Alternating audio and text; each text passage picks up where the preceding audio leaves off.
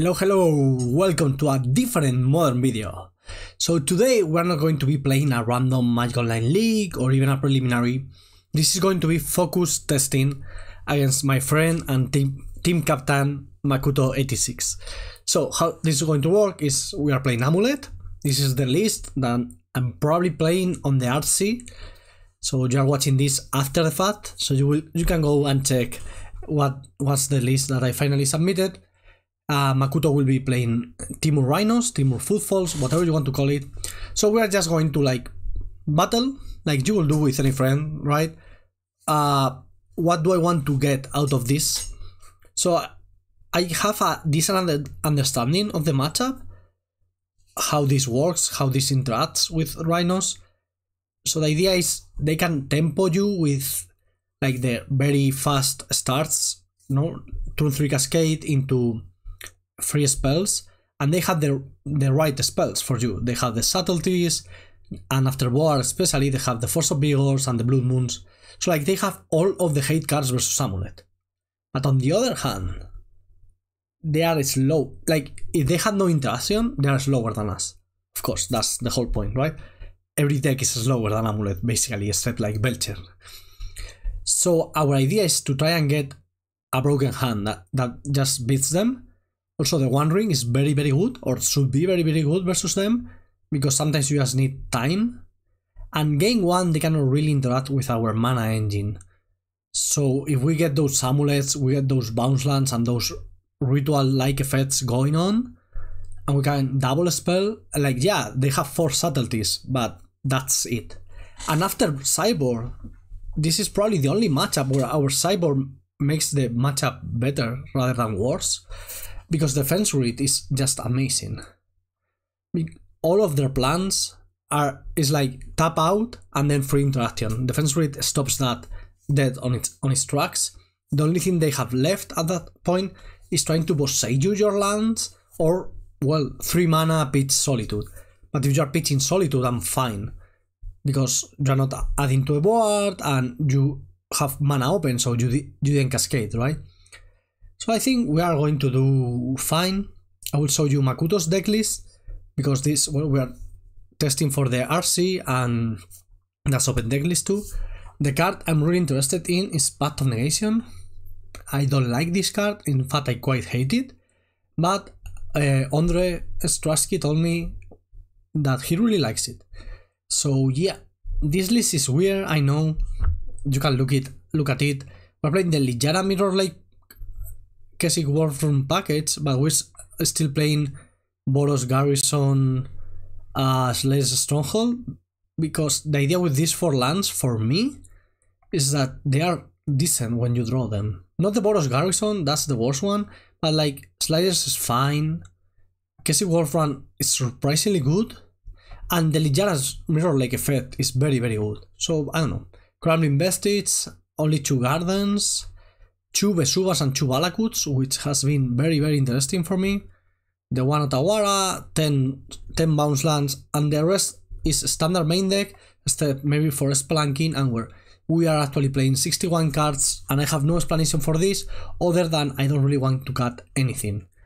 The Cyborg is a bit weird, but it's a very anti-Blood Moon Cyborg with Force of Vigor, Generous Ent, extra Forest, with the double Generous Ent, and all that. We will see how we Cyborg Stanley versus Rhinos. I don't know if I want to bring this and Fire Sprout, maybe we want to Cyborg like all the cards in the world, maybe not. Let me show you Makuto's deck. So this is the deck. Cards that are important to note: 3 subtleties, 3 Tisan's Tidebinder, 4 Force of Negation, a couple Flame of Honors, only 1 Boseiju, and the rest is just your classic Rhinos packet. The Cyborg relevant cards are Force of Vigor, Blood Moon Magus, maybe Brotherhood End, maybe Ertai's Scorn as a cancel, and the extra Boseiju. So this matchup is not easy, but we will try our best. I don't know who's going to be on the play. We haven't discussed that. Let me get the chat here so I can read whatever Makuto tells me, and let's go. I'm going to try and play more focused than usual. I will try to voice what I think, but Also, I will be just thinking. So this hand does nothing, like literally nothing. Also, we're on the draw. So, oh shit! Sorry, this is the sideboarder version. Oh, okay, I messed up. Okay, well, we start now, but I had the wrong version of the deck. This is a solid hand with an amulet. We are lacking a ramp effect, but amulet is very important game 1. Also, we have Crumbling Vestige, which acts as a sort of bones land of sorts that doesn't take us back on mana, so that's pretty important. One thing that we have to consider is the fact that we may want to play turn 2 Azusa or turn 2. I will open Marco's decklist, Makuto's decklist here. 3 Dead Guns, 4 Fire Eyes. So Azusa is maybe not great. Forest. I mean, Azusa is great versus Forest. Like, because now we go Path, Simic Road Chamber. Get well, no, Crumbling Vestige. Get this back. Play Azusa. Play Simic. Get Crumbling back. Play Vesuva on Simic. Get Kessig Wolf Run back. At that point, we lose to Boseiju. So maybe we don't do Vesuva. But if we don't do Vesuva, we don't have... we do Vesuva Forest.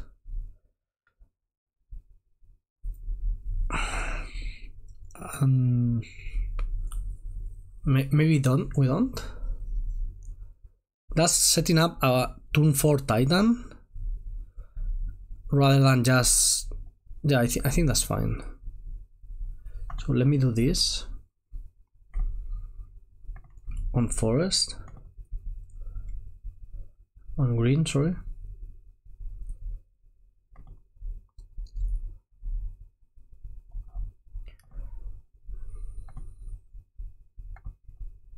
Sorry, forgot to search for Azusa. So these are the kind of lines that Azusa allows, and it's one of the reasons I really like it.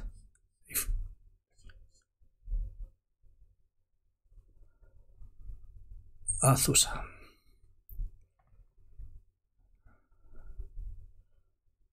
If we get subtlety, we die.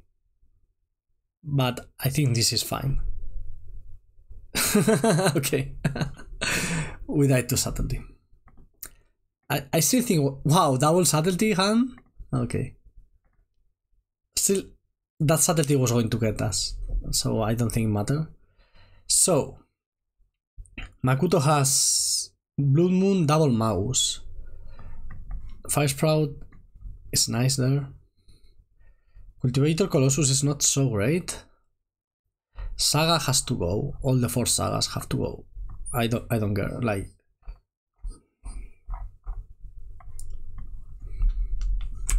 okay. I don't think we want Dismember, but maybe we do. Spelunking is good versus Force of Vigor. Summoner's Path is very, very bad versus Moon, but plus subtlety effects. Generous Ent, we have them for that, and then now we have these 5 cards and Pact of Negation. So let's see how we fit everything in. I guess Arboreal Grazer is terrible in this matchup because blocking doesn't matter.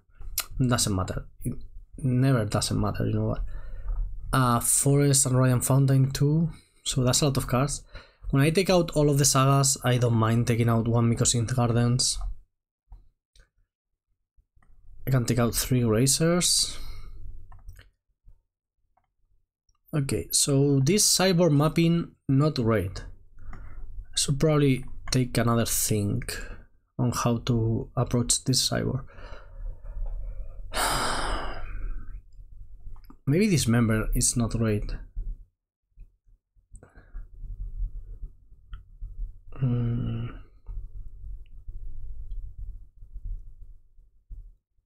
I'm on 30 lands. I could go down to 29.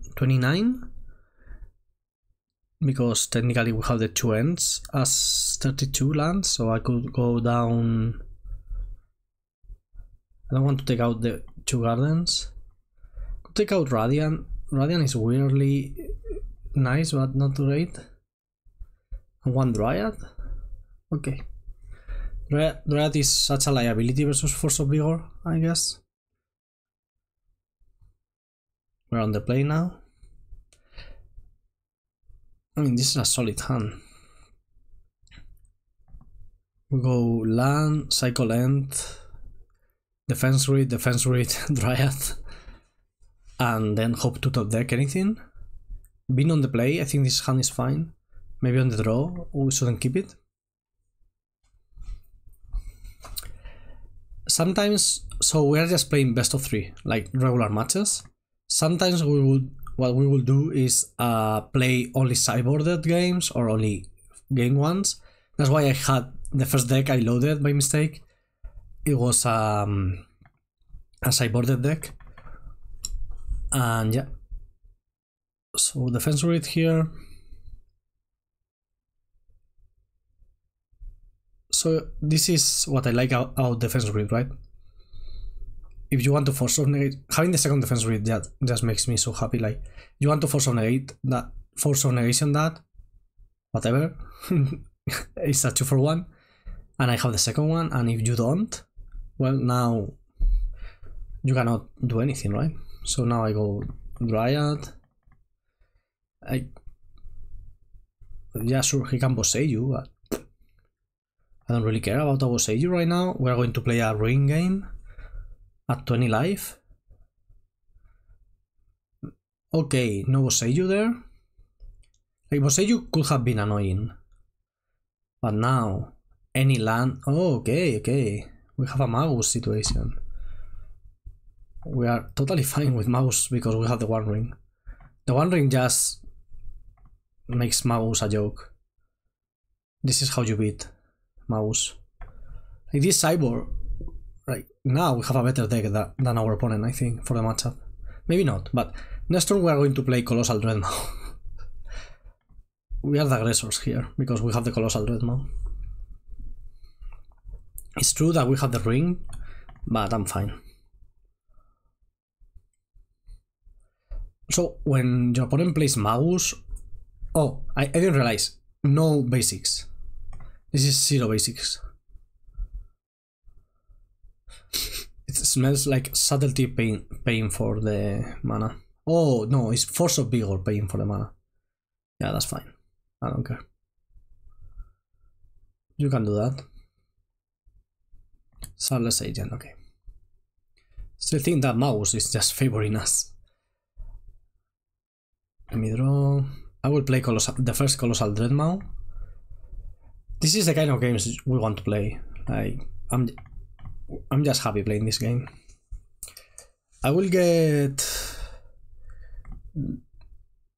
double bounce land because what you want to do is set up a board such that if you get to kill mouse, you explode. You have like a million mana, right? So when your opponent plays mouse, you just want to get lands like bounce lands, everything, get everything to play. That's why you could consider playing something like Explore, because it's very good when there's a moon effect. Here we draw.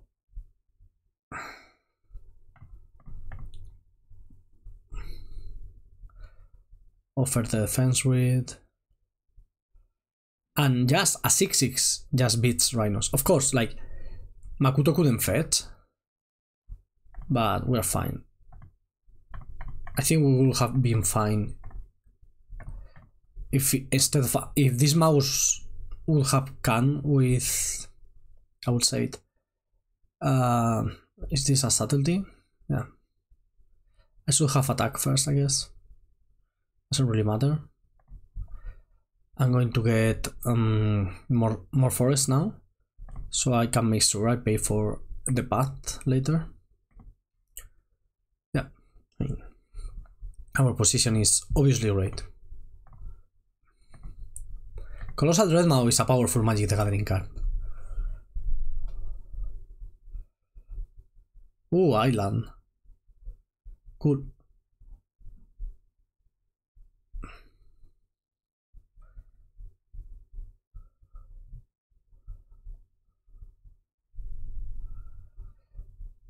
So this is a testament on how good Defense Grid and the One Ring are, especially against Rhinos. Like, they are great against Murktide too, but the thing is, it's very weird that Murktide doesn't have pressure the way this happened. But there's a tension for them, whether you want to play your turn 3 Cascade or your turn 3 Moon effect, and we have to take full advantage of that tension. I think that's the key to this matchup. That and not dying on turn 2 to a path like we did on the other game. Okay, defense rate is fine, like we're just going to attack for 6 avant.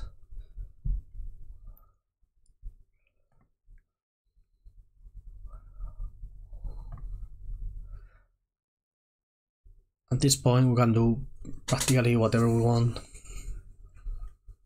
I'm going to try and play Generous Ent, which is pretty cool to hardcast, also very gigantic, and it gets you life, and I don't know, it just does everything. I will try to cast a One Ring to make sure we don't die here, gain some life, and attack with my Colossal Dreadmaw.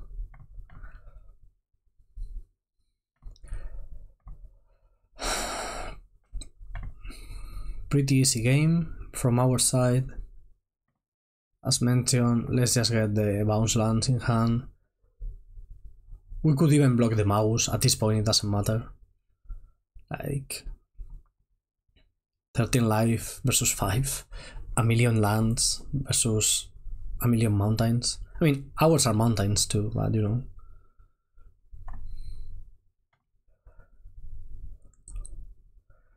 There could be a Tisana's Tiebinder here. Nope. Okay. Also, we have a lot of answers for mouse. Well, only 3 in the deck, but we have drawn half of our deck. Okay. I mean, 6. Keep going until Makuto decides it's enough. Taking all of the lands out of the deck. I guess I should have played. It doesn't matter. Like, let's attack. Fire Ice? Okay. Ay.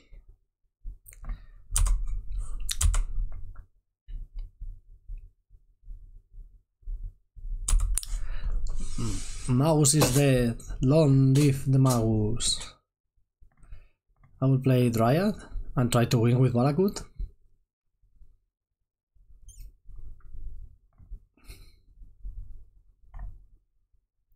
Save targets. Also, this is not living end, right?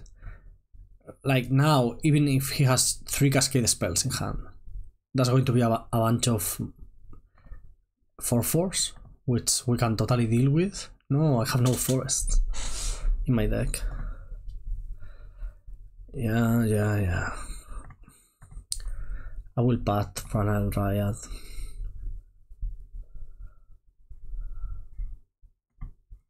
If Dryad dies again, it's fine. I don't know if sideboarding a Dryad out is good. It's very solid versus mouse.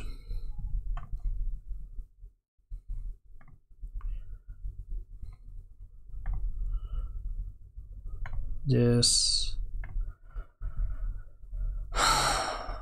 Let's get this into my hand and play Spelunking. So maybe sideboarding Dryad is not great.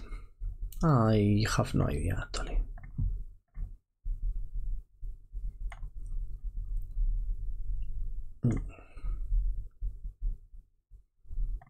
Okay, let's go for game 3 on the draw. It's not easy, I must say that. But I think we have a decent configuration here. I like Colossus because it goes over the top of everything they do, but it's super weak to Tisana's Tiebinder. It's super weak to moon effects because triple green is so hard. So yeah. What I like about this configuration is after board we have 6 green sources, 6 forests basically, 2 ends plus 4 forests, so hardcasting giant becomes a reality even without Dryad. Usually what you want to do is have one forest, try to play Dryad, and then you have your colors, but I think with this configuration we can do both. Oof, this hand. I think a 5 is going to be better than that hand. Okay, this is better. Path goes to the bottom. Spelunking goes to the bottom. And we try to play like this. I think since I was debating whether Spelunking or Amulet goes to the bottom. I think Amulet is better, cheaper.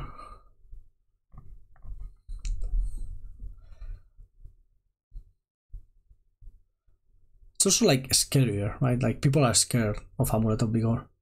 It's true that the Spelunking is harder to interact with, so that's also something to take into account.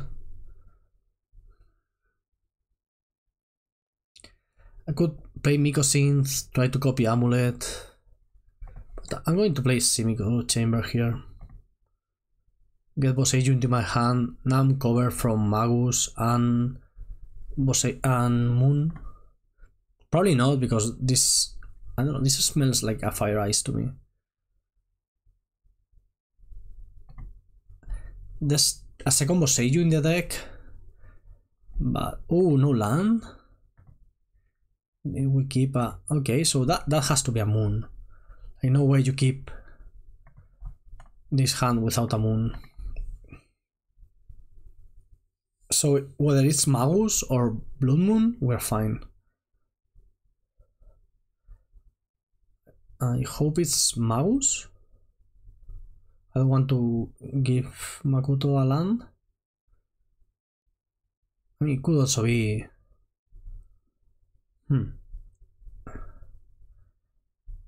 So Magus is easier to beat for us.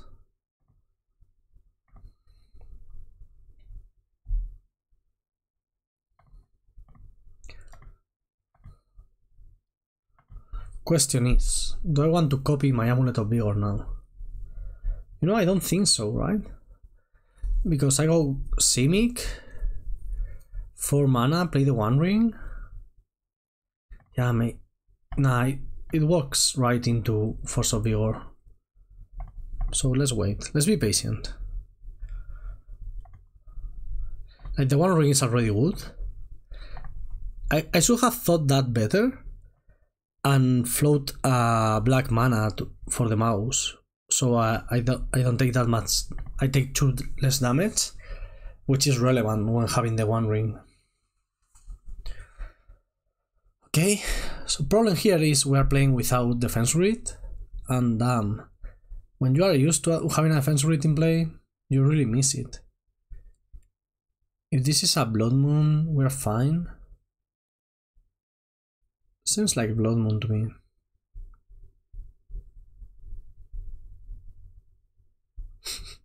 Do you smell it? Yeah. Totally smelled like a Blood Moon. This One Ring was a bit too late. Oh, second One Ring, that's nice. That's actually very nice. Do I want to play it now? I think so. If there's a Force of Negation now, that's annoying. No force. Okay. Are we going to do the classic ring into ring? And as I was saying, we're going to have so much mana when we play that, when we kill that Blood Moon. We're going to have like all the mana in the world. Draw.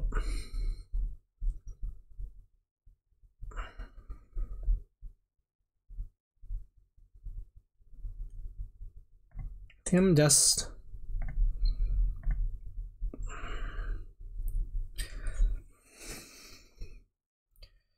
playing great here? We have good reason to believe Makuto doesn't have a Force of Negation.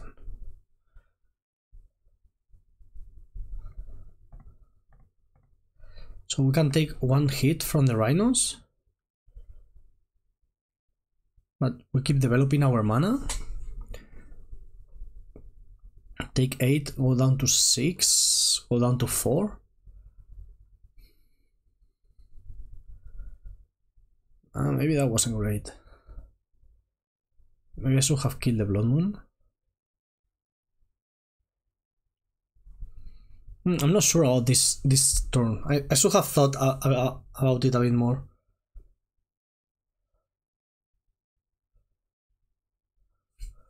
Okay. That's nice. I may even block, actually. Save for life. We don't really have a payoff yet. What is this? Dismember. Okay. Oh, interesting. So now I cannot block. No chance. So we really need this one ring to resolve. But I think we got this.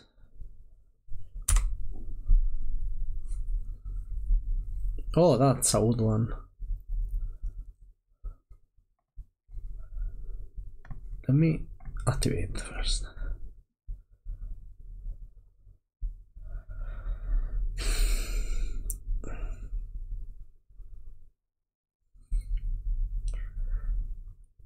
I'm going to play explosives for 0.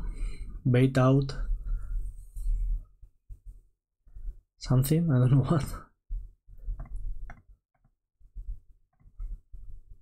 Play the one ring now. I'm willing to go down to 1 life, to my own ring. I think that is very acceptable. Oh, nice. Nice.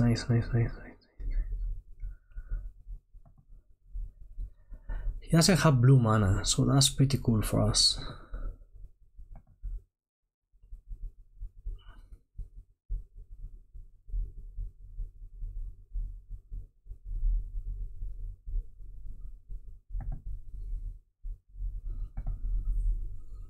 Going down to 3 is safe, I guess.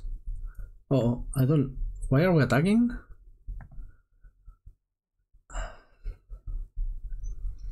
Let's draw first. I'm killing the Rhinos. 4 cards in hand, what could they be? Can be anything, to be honest. We have a million mana here. I think it's time to take action. We have double Titan, like, come on. We have double Titan and a defense read. I think we're fine.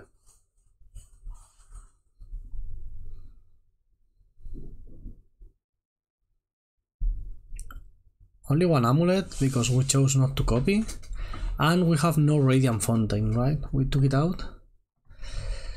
I'm not sure. Right now I'm not sure about taking out the Radiant Fountain. Maybe that was a misplay.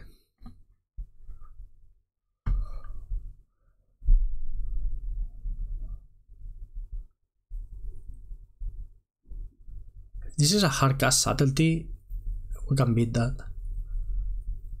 It's not even going to be very hard. It's not going to be like easy, but you know.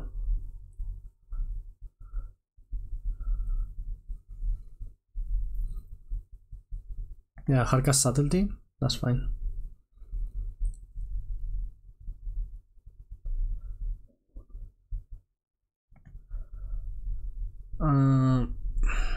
Let's leave it on top, but it doesn't really matter. So we're playing this Titan.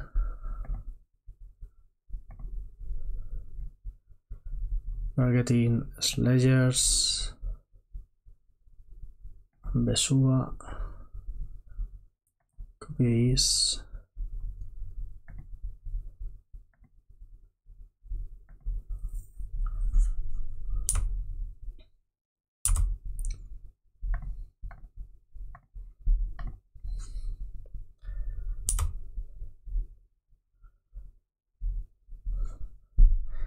Having this Boros Garrison here is annoying.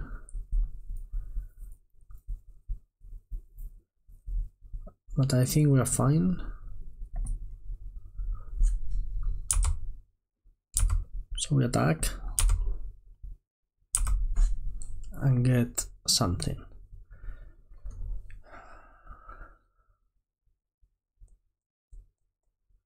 So Kessig doesn't do it, and we cannot reactivate the Slayers Stronghold.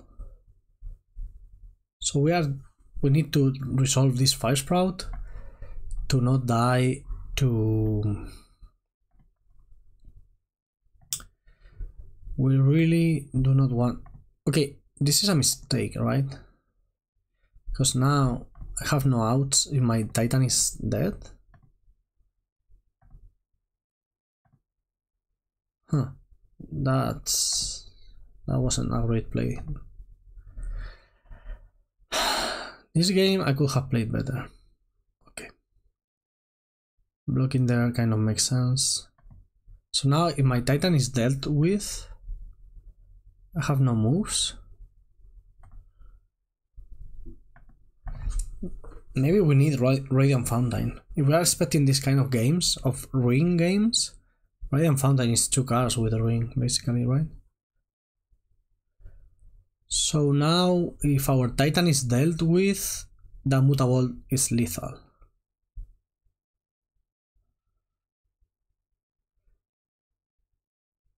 Maybe I should have gotten a Boseiju at some point. Or was there any way to get Boseiju Fire Ice for lethal? Yeah.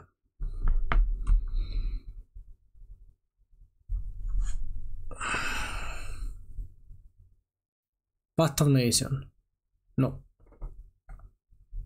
Ah, shit.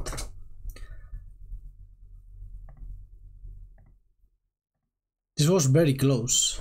I think I should have won this game, but I don't know how. There was some sequencing at some point. I didn't do great. I didn't need to take 8 damage, right? From those Rhinos. So not having Radiant Fountain beat me. Okay. Let's think about this. Okay, so Makuto is on the play now. He's telling me that I was like, wow, this game was very intense, and he said it was very boring for him. He had nothing to do. Oops, this is the deck list. Yeah, so this hand is fine, right? Turn 3, the One Ring. It's not the greatest, but it's not bad either.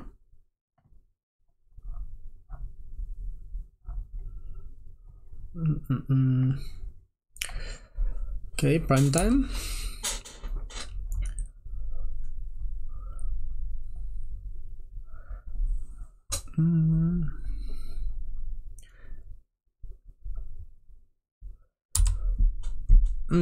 Still thinking about that last game. I'm pretty sure I should have won it, but maybe not. Okay, Fire Ice. So game 1 can be very tough, but also like sometimes you just win because Amulet is broken. Also sometimes you just pat and die to a subtlety. Everything can happen.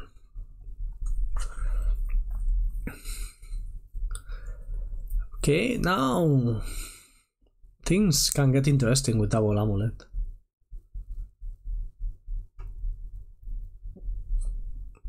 Azusa and double Amulet?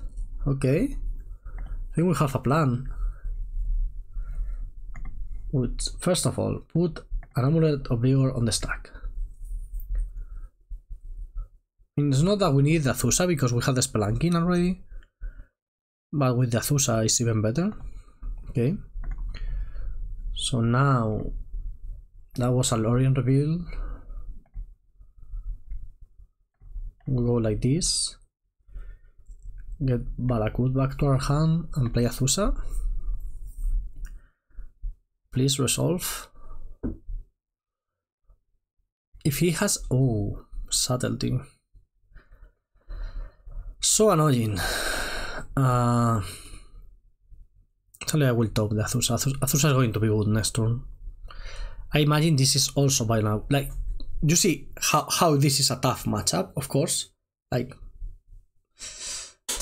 Force of Negation and Subtlety. Now we take 8 damage. But maybe we're still fine. If there's nothing else going on, we're still fine, right? We're going to go like Valakut, Azusa, the One Ring. The One Ring is so good. Violent, take 10. Okay, half of our life total. But now we have free range to resolve anything we want. So let's think how to sequence this properly. Because we need to win next turn, then the turn after this one. So I'm pretty sure it's Valakut Azusa. Could be Simic Growth Chamber Azusa.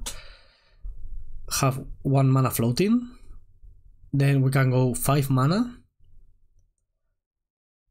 Spelunking and the One Ring. Nah, I think it's better to go Valakut, Simic, the One Ring. I think that's better. Next turn, Azusa just makes so much mana by itself, like it's unbelievable.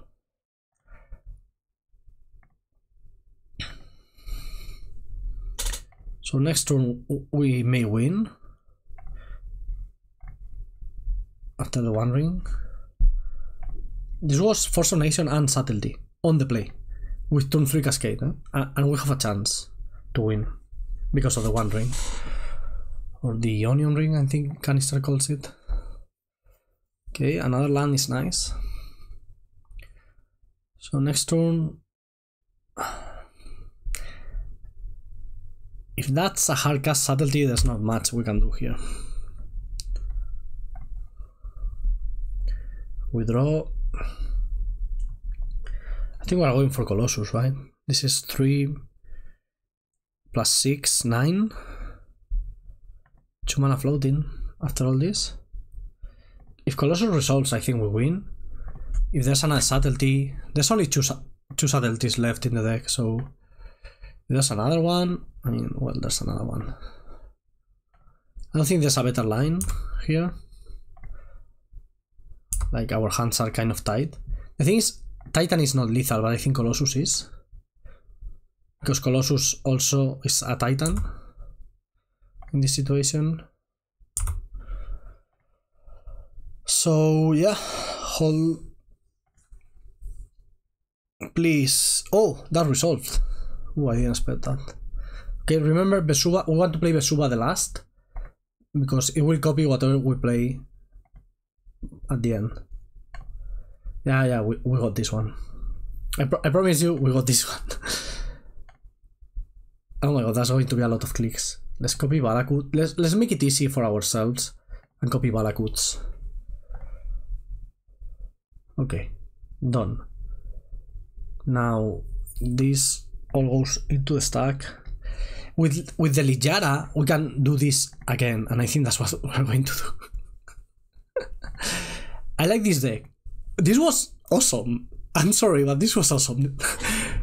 Turn 3 on the play Cascade, Force of Negation, Subtlety. But we had a better draw. We beat that. Isn't that awesome? I don't care about your opinion. Because it's wrong. Whatever your opinion is. Unless your opinion is that this is awesome and a lot of clicks.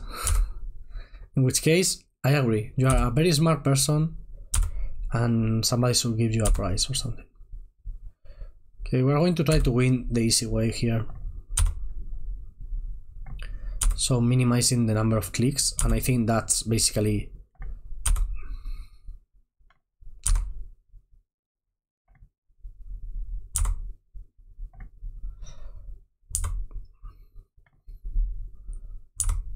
now we just play the Dryad, copy the Cultivator Colossus, and I don't know if that's the least amount of clicks possible, but it's certainly going to be the most fun. I love Littjara. I'm really in love with the Littjara land. Okay, let's go again. Here we go again. I mean, 3 Valakuts, it's a lot of Valakuts. I just want to put all the triggers on the stack. You know? Oh, there's another Valakut. We'll be here all day until Makuto gets bored. I can do this all day long. Okay, done. Now, let's keep... Oh, that's the wrong one. Okay, doesn't matter. Doesn't matter unless Makuto has something good. We're going to time out here. So technically, we're supposed to go like this. Oh my god, that's so many trees. Technically, we're supposed to put... No, this has to be the... Oh my god. Okay, doesn't matter. Okay, let me do this. Save targets. There. That works? That's right.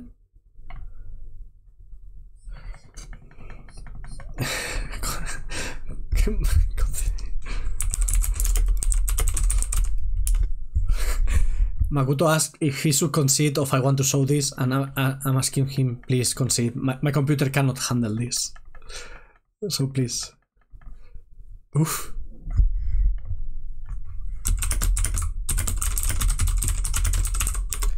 Okay, we got that one. that was amazing. I think that was amazing. Amazing. Okay, so I think I liked our plan. Maybe Colossus is good. Oh shit! I want my whole cyborg. That's 14 cards. That's too many. I don't think I need Pact of Negation. It would have been a good draw that game. But I think this card is not going to be in the sideboard, so I'm going to take it out.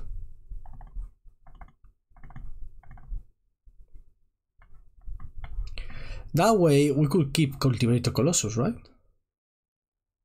Like last game we didn't have the Colossus, because this game was a very good example of how the Colossus can help you go over the top of a couple of Rhinos. What land can we take out? I guess getting a Valakut out is fine in this matchup.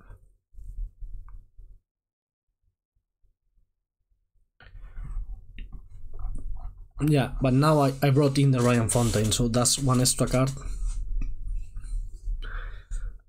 We took out one Dryad, right? Okay, let's see. Let's try with the Cultivator Colossus now.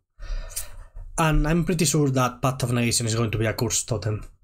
Because this is so many cards we are bringing in, and it's probably incorrect, and I'm probably making the deck worse by sideboarding so heavily. Also, this is a wonderful hand. This is good about against everything, right? Basically. I mean, maybe not everything, but just everything. So the question arises, shall we, the protagonist of this story, play turn 1 Amulet of Vigor? And I think the answer is no, sir. That amulet will have its place. I think it's going to be later. We'll cycle Generous Ent, get a forest. So I think it's so important having access to at least the first forest. Oh, I can cycle 2. No, I wanted to cycle 2. Well, I will cycle it later. I'm having fun. I hope you guys are having fun. Also, I hope... I was just checking that I was actually recording. Mutavault rather than the basic island. What does that tell us about that hand? Is that Mutavault going to get into a red zone? I don't imagine that's going to happen, but who knows. One thing that's pretty cool about defense grid is that if you play it and it resolves, it just tempos your opponent out. Now Makuto has to either kill these or play a Rhinos that are susceptible to my explosives. You know, like, it's very fun for me. Wow, that's getting in! I didn't expect that. I didn't expect that.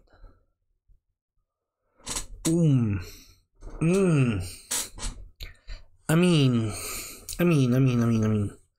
Should I do pull the trigger on that summon spot? No, the summon spot is our Titan. We only have one Titan right now, access to one Titan right now. Let's play Crumbling here and use the mana to cycle Generous Ent.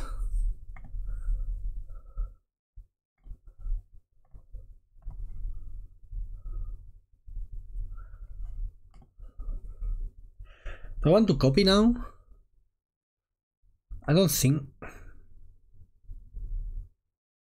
Maybe? So if I copy now, I'm susceptible to Force of Vigor. I think I'm going to be patient here. We have no pressure in front of us. Okay.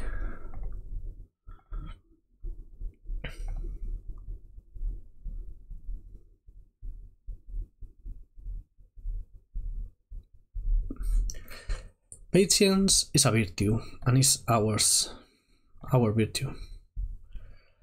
What do I want to do here? Just Forest go? I can play Gruul Turf. Nah, Forest go is fine. So the idea of playing Gruul Turf over Forest or Selesnya Sanctuary over Forest is to make sure we do not rely on Amulet. The problem is we get set back a land, and that's terrible if there's a Blood Moon coming. You know?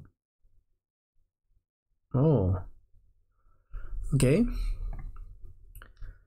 So I guess I will copy the Amulet.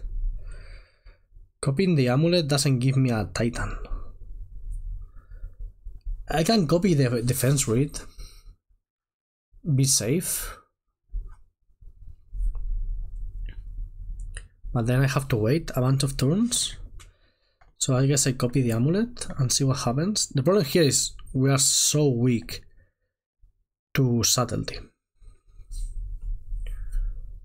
Force of Vigor as a 2-for-1. Just got to love it. You got to love it. I went to Selesnya now.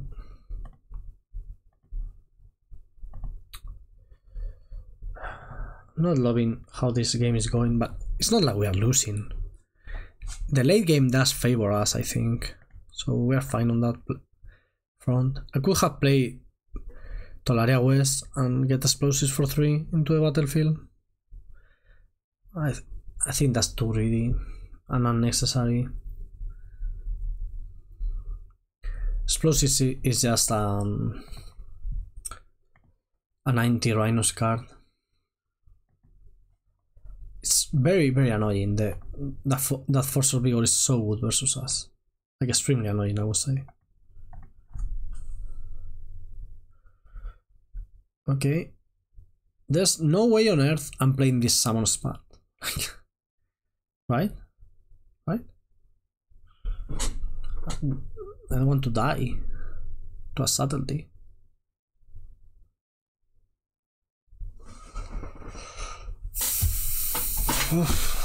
Okay, are we tapping out Makuto? Oh Jesus, to kill my thing. Annoying.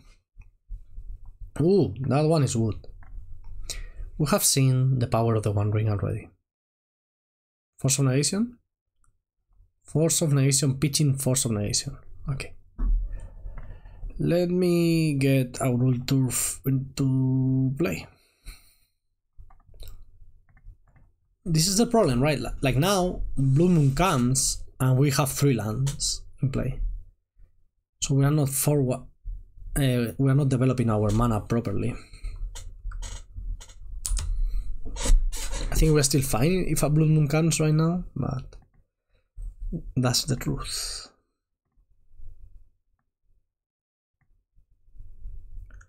Sarles, okay. I mean, we can beat a Sarles agent, I guess.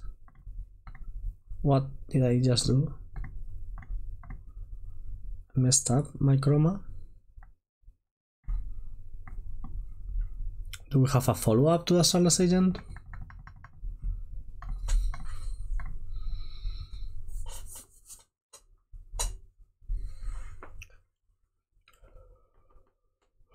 Steamens untapped. Smells like subtlety again. No? What is it then? It's not subtlety, it's not Tisana's Tiebinder.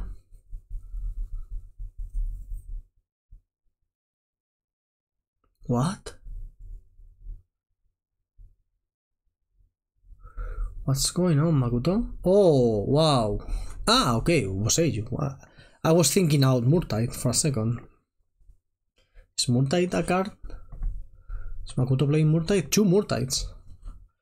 Oh, that's a lot of Murtides. For 0. Crack that. Play this, I guess.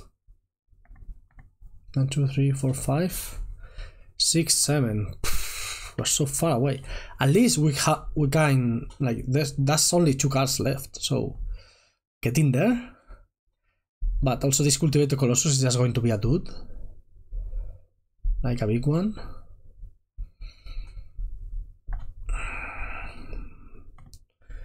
Do I want to kill that? I think so. Oh my god, I'm dying. Okay, anything kills us here, like... We're at 10. That Mutavolt attacked us like 4 times. Props to Makuto for identifying that this was going to be a Mutavolt game. Ooh, Tisana's. I'm happy that Tisana's came now, and not when we play the Cultivator Colossus. Because Tisana's kills the Colossus. Like, literally kills it. It's like a dress down, and the Colossus has no text, so it's a 0/0.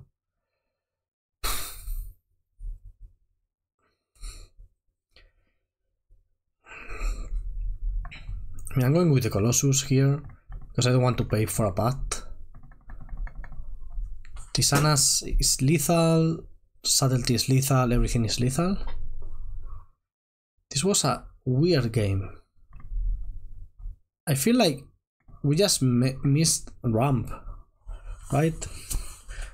We were playing 1 land at a time. Can I see? No. There was a time you could see the game details. I missed that. Yeah, I think Colossus is just too weak, and I want to play extra lands with Dryad. Force of Vigor is so annoying. Some people will run the full 4 Force of Vigors, and that's going to be a nightmare. Keep this, draw lands. We have 30 lands in our deck, so half of our deck is lands. Yeah. I want to play Amulet. This is the kind of Amulet I want to get Force of Vigor. So please. Okay. Can do a favor for a friend. En fin. Ah, sorry, I was thinking Force of Negation, but I said Force of Vigor out loud. And Makuto obliged with an actual Force of Vigor, so no complaints on my part. Ooh, untap land there? Yeah. The problem of this play is that now we don't have the curve of Dryad, but I think getting Defense Grid into the battlefield is way too important. One thing that's interesting to note about this deck is we do not play untapped lands. So if you find yourself saying like, oh, I really wish to draw an untapped land. Nope, that's not going to happen. Like, no way. No way on earth. Orient reveal for basic island, okay. Blood Moon, mouse. Okay, can I draw a land for the One Ring? Come on, land. Come on, land. Yes. I mean, we have seen how this goes. Right now, I'm feeling very happy. Like Sidrunas Sabicas, very happy. Ooh, that's a wonderful draw. Because now, there's a couple things going on. First, that's a great card versus Rhinos. But second, he cannot keep up the Rhinos. Because we have the defense grid. So, if he wants to resolve a Rhinos, it has to be now. and then we can kill them with engineer explosives. So what happens sometimes is you have to play the explosives, or you have to risk taking the damage. Okay, that's fine too. Like, that's not pressure, so we are fine. Second explosives, I'm not complaining. Okay, I guess Dryad is better. I will put it to the bottom if this is a subtlety. I promise you that. I may place engineer explosives here. Having the second one, I kind of want to bait. I could have played Spelunking, try to draw another land for Dryad. But I wanted a blocker. This smells like a subtlety to me. Engineer explosives, go. Oh shit, Force of Vigor is a card that exists. I totally forgot. Okay, playing that explosives makes no sense. That was a mistake. Complete mistake. Sorry. Didn't play focus.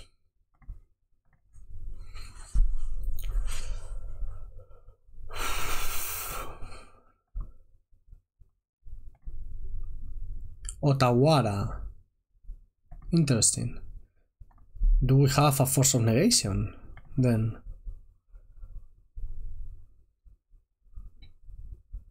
Can I just draw a land?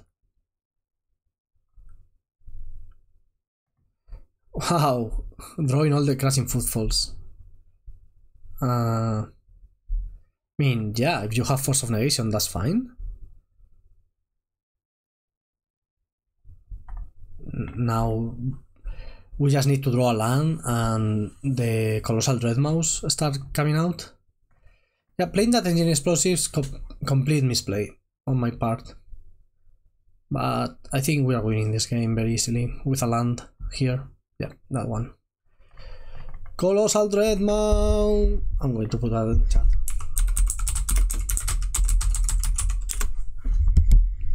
I'm an idiot. But I love myself, what can I say? Do I want Forest? I don't really care. I'm going to take Simic, Growth Chamber, Rhinos. I got Colossal Dreadmouth, I forgot an O. It's a 6/6 that attacks for 6 and tramples. It's a Colossal Dreadmouth. It's colossal, it's a Dreadmouth, it's wonderful. I can't. This is so funny because I can Dryad, play explosives for 3 and kill the whole war. I may do that, but I fear this is going to be a Rhinos, so I wouldn't want to do that in the face of Rhinos.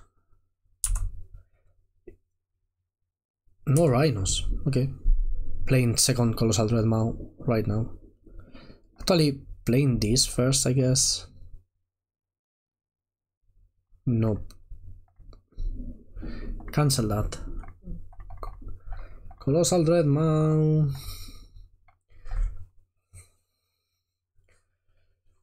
Damn, I love these games. I love playing with Colossal Dreadmouth. Just, it's my body. Okay, 1-1 in matches. Let's go for the third one, I guess. Let me check. Okay, we are going for the third match. I think this is going to be the last one, but who knows?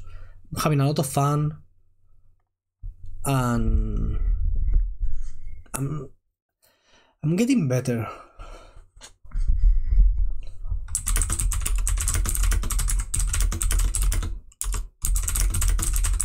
Ooh, Makuto says we are playing at least 7 or 9 rounds. We have magic here for a whole afternoon. Urza Saga double amulet hand with Mycosynth Gardens, keep. This is a hand that game 1 is unbelievably good, right? This is the problem with amulet right now in the format, I guess. Like you get these kind of hands that are insane, but they really fall to all of the hate that's going around. But this is an insane hand. This is going to be so many amulets. All the amulets. Amuletos. Amulet of Vigor.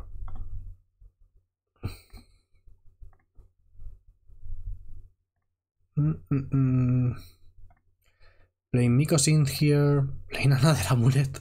We even drew the bounce land. This is the classic, like, when you don't have the day, you're not drawing that bounce lands. So you have to, like, go through Urza Saga for a map, then try to get the other amulet into play, you get it countered, then you only have one amulet, you have lost a land. But when you have the day, you just get all the amulets. Okay. Amulets. Should I copy? And go with 3 amulets. If I copy, go with 3 amulets, I play Selesnya Sanctuary, make 6 mana. Grazer, 5 mana floating, make a million mana. Yeah, 3 amulets is just too good, I think. This can get destroyed, so that's the problem of this play. My amuletos! Come on, that's so rude. Maybe I didn't need to expose myself like this, and I could have just played Selesnya Sanctuary. Maybe that was the better and wiser play. But I'm not wiser. I'm not a wise person, so you know.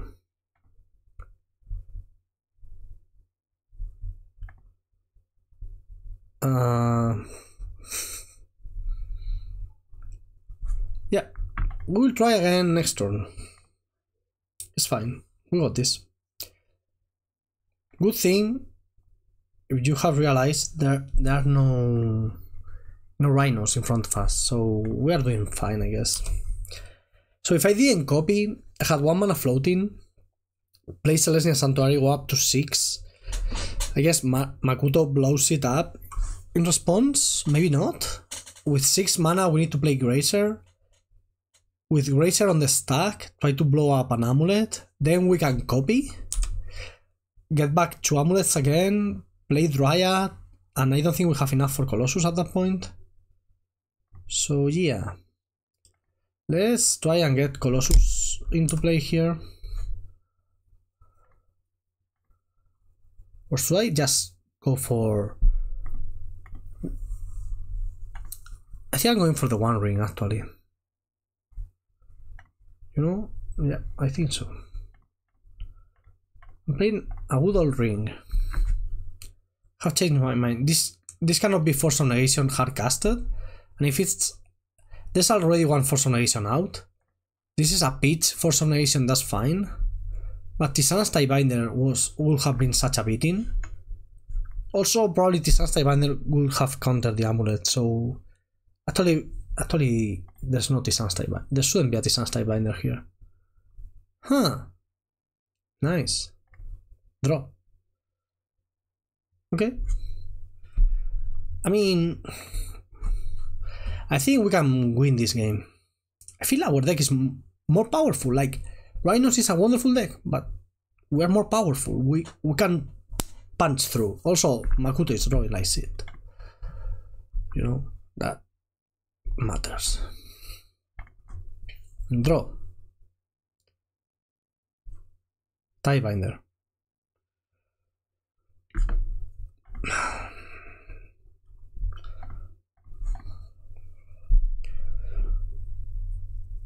Okay. Is there I will say it. What's the name of the card? Is there a subtlety waiting for us? Subtlety on the Dryad would be annoying, but fine.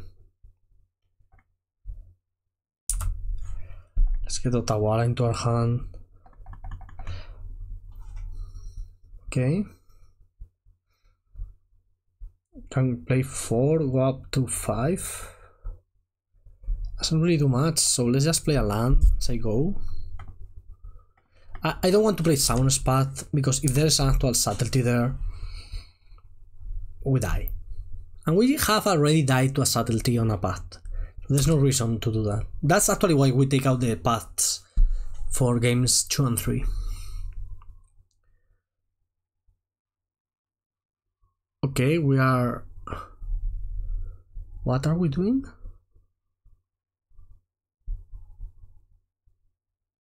Okay,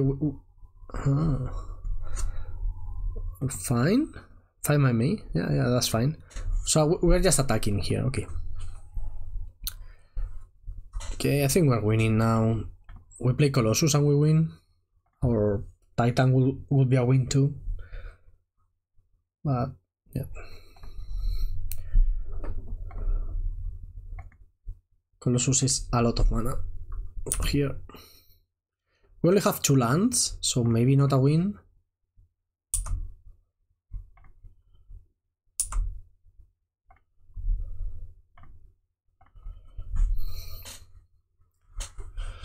But we have a path in hand, so I think this has to be a win. Yeah. We'll just get a million lands into play. Okay, and Littjara. Yeah. This is an easy kill. Okay. Weird game, but we did have a great hand, so... Okay, so we have decided we are bringing all of this. We are taking out this,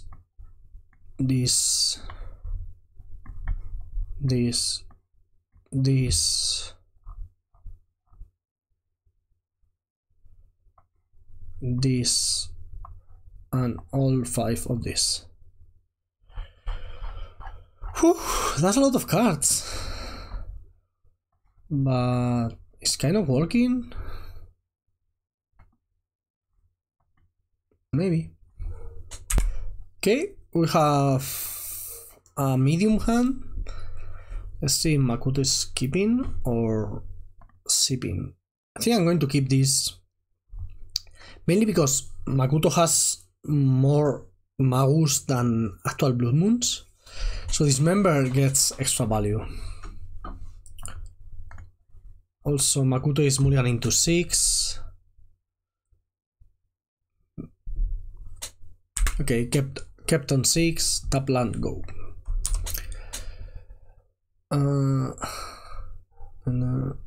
Yeah.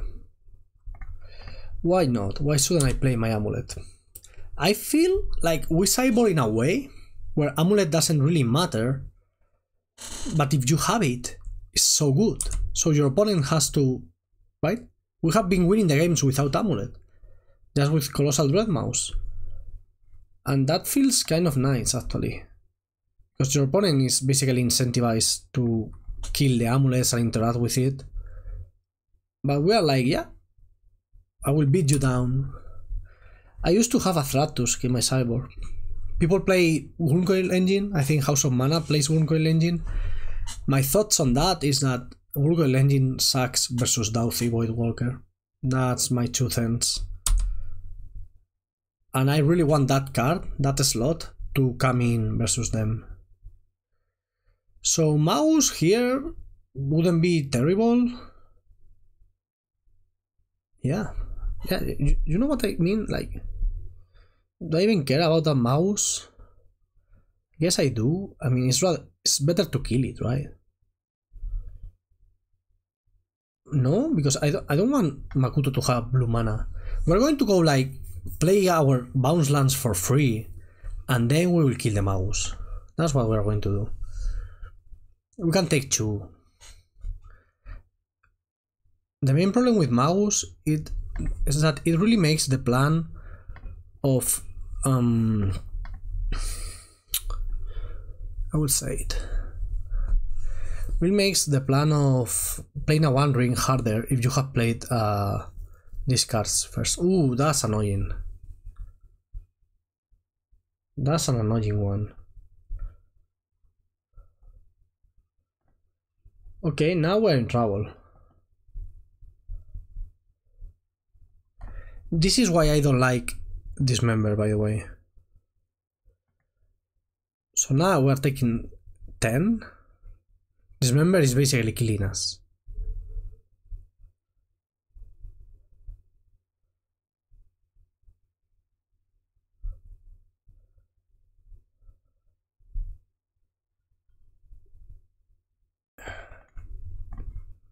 I think Makuto has a Boseiju, and that's GG. I mean, basically anything is GG here. I hope he has a Force of Negation, not a Subtlety. That took me off count, of course. That's the problem with Rhinos, right? They just do that and you die. Okay, are we countering this? Or are we letting me have a prime time? I think this is going to be kill my amulet in response. I'm pretty sure. Like, there was a pump fake here, or however you want to call it. This is a solitude, I will concede, of course. Solitude subtlety. If it's a solitude, I don't care. Okay. Okay, Force of Vigor. Fine. We can beat this because we were very smart. And we brought in the Radiant Fountain, right? Yeah. Yeah, we did. Radiant.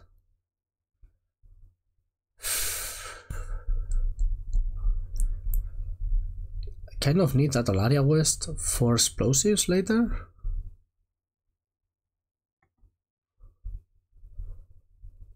I haven't played a land yet, so I will play it now. Oh shit, I haven't played a land. I mean, does matter, but I should have gotten Simic Growth Chamber, bounce Radiant Fountain, replay Radiant Fountain. That was the idea of not playing a land. We are dead anyway. But that was the play.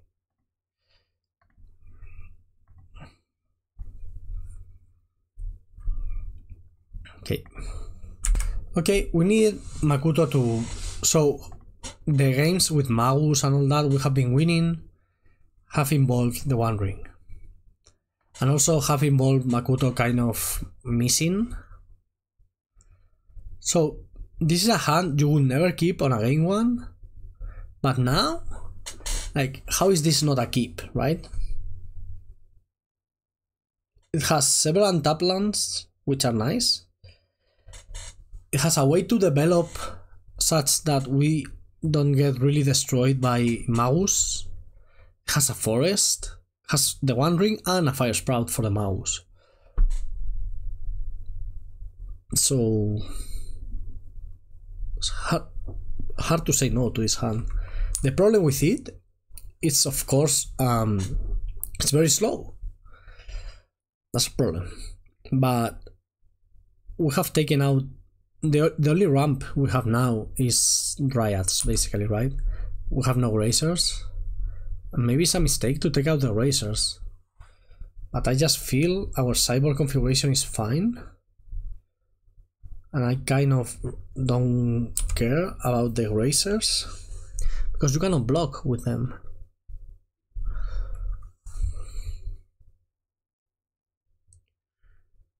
Okay. Actually, the way we lose here is like Sarless Agent into... I would say it. Sarless Agent into Force of Negation kills us. Uh-oh. Uh-oh. Why did I have to say anything? What has been revealed? I mean, there's at least one Force of Negation here.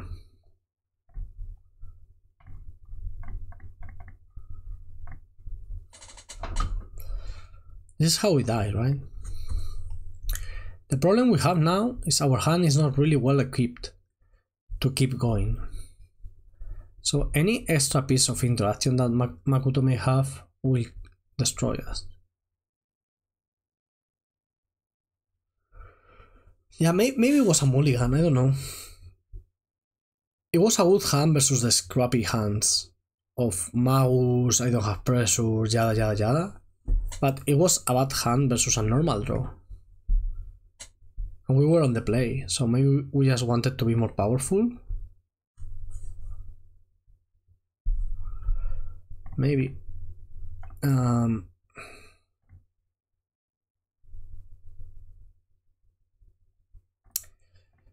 I guess technically I'm going to play. No, I know what I'm going to do. To play this, and if it resolves, I go Boseiju, Gruul Turf. And if it doesn't, which I don't expect it to resolve, I will just play a bounce land. Okay, Boseiju. I said Gruul Turf, I meant Simic.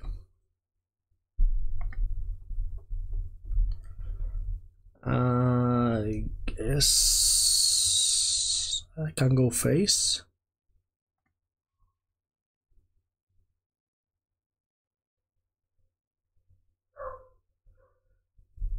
What is this? No, this is Flame of Honor with, yeah.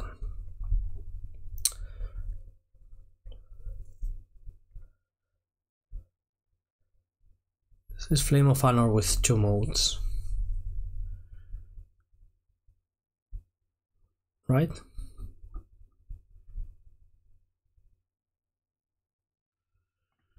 Yeah.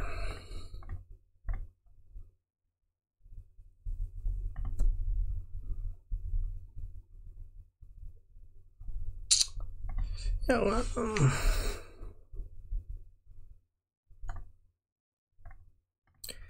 so now we're going to take 1,000,000 damage and die.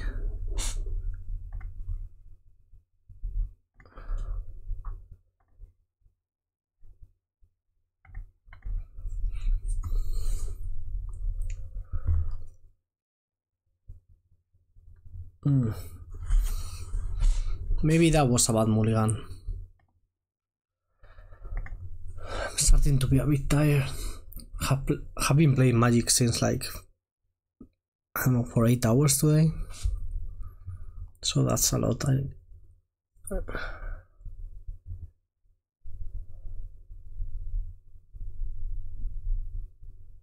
We take 8, maybe 10. And okay. 8 and now 2 more from the One Ring. Makuto has still 6 cards. This is actually... This is how we lose the most games. This is it. It's not... It's not the mouse. It's the... Okay, maybe it is mouse. Okay. Now we draw another Fire Sprout. There's a chance. Come on, Fire Sprout. Oh, that counts. Totally counts. Does this resolve? It does.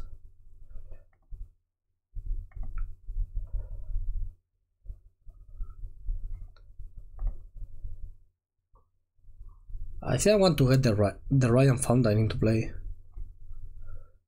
6. Maybe it's better to get the Gruul Turf. No, I need a life. Wow, this was a great turn. This was a great turn. Wow. I didn't expect this to go so well. I mean, I was thinking about double Fire Sprout, you know? Not explosive Fire Sprout, but works. Now what? Lorien Reveal, draw 5? I can beat that. Well, I can beat that. I can try to beat that. I think I can, but that's... We'll have to see. Okay, and tap land is fine.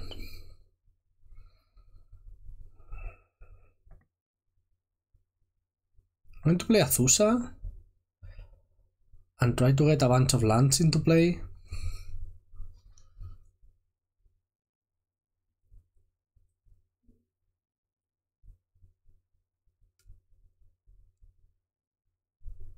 If this doesn't resolve, it's annoying, right?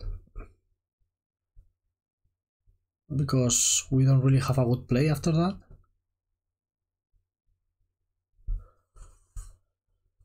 So subtlety on this, it's a bit...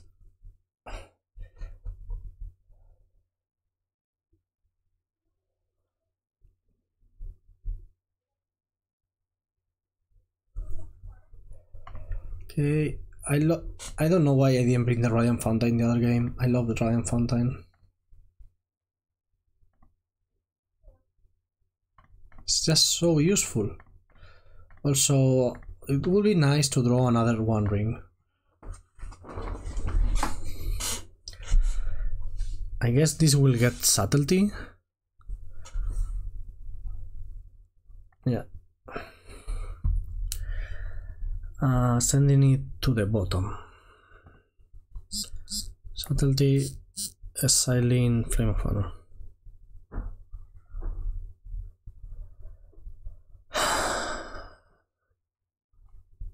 Okay, we are at virtually 4 lives, so we have to block.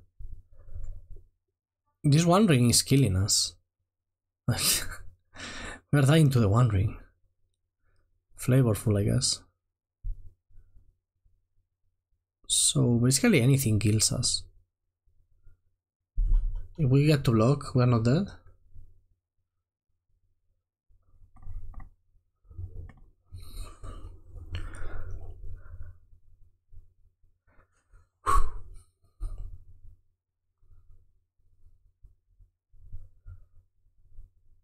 So we can rule out Fire Eyes.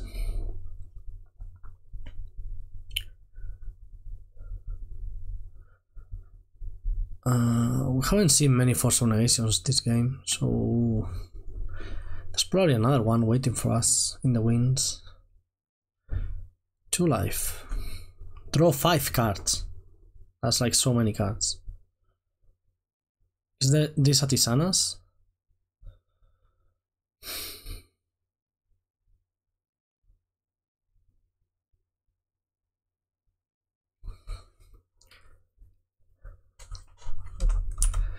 We are drawing, okay. So play the One Ring here. Get that one Tisanas, play the second one. Oh no, not Tisanas type under there, okay. Then play Generous Ent.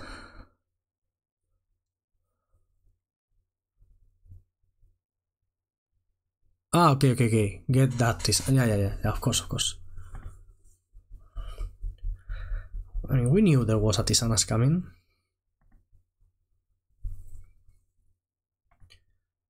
Play this, copy Radiant Fountain.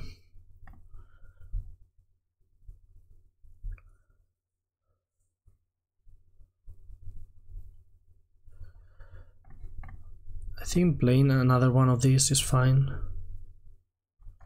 Not like that, like this.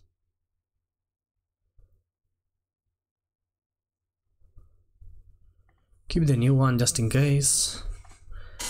33 cards only in our deck. Wow. Well, no, there's a lot of stuff I will be happy to draw here.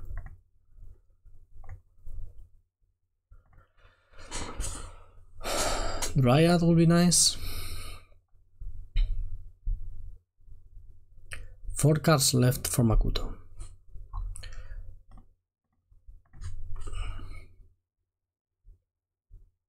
Do I even want to draw with the ring? I guess, right? It's 1 life for 3 cards. That's a bargain.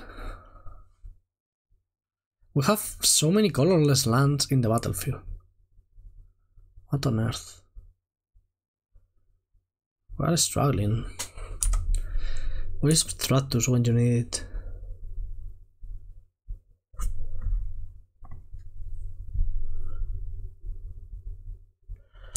Okay, we get a Titan. We go down to 3 life. We get an Amulet. Okay, that's interesting. That's not bad, I think. Let's start with the Amulet.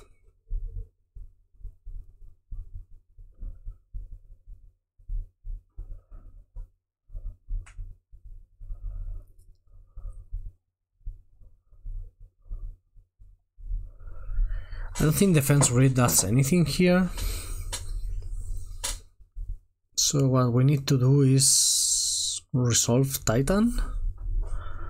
3, 4, 5, 6, 7, 8, 9, 10.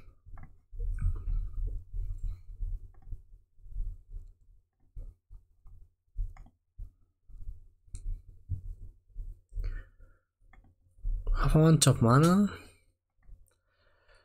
I hope that's enough.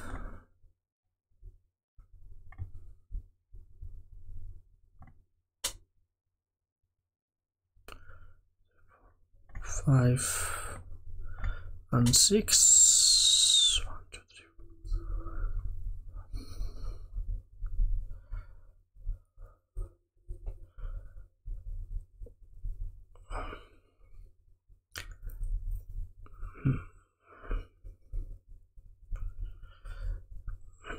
Maybe I didn't need to draw with the ring. Unsure about that. I have no idea what Makuto could have here, but I don't think there's much I can do about it. Play that as Silent Footfalls, interesting.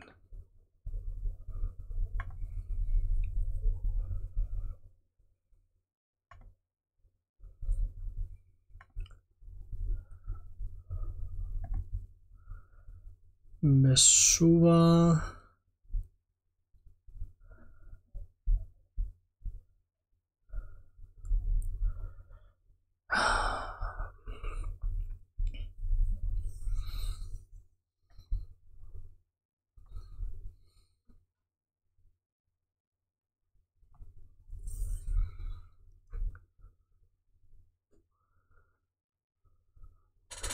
So, if Makuto has nothing, there's a line to win here. Has to be nothing, like actual nothing.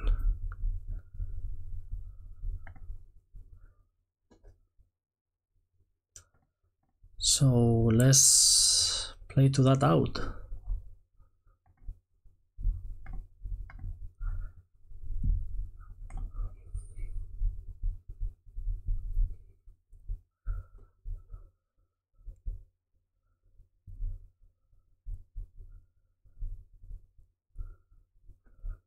Force of Negation, that's not nothing.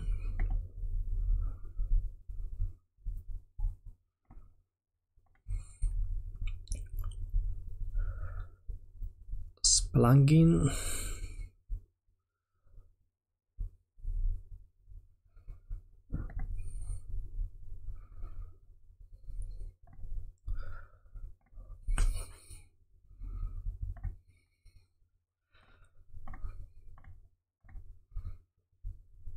Want to attack here.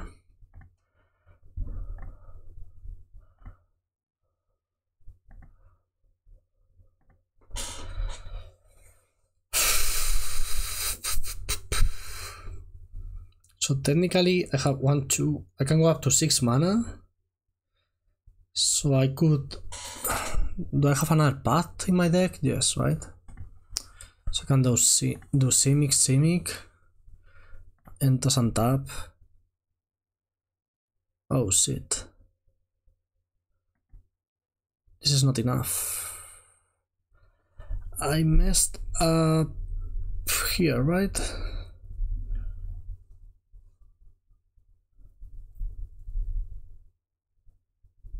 This is not enough, but also I'm not dead, I guess.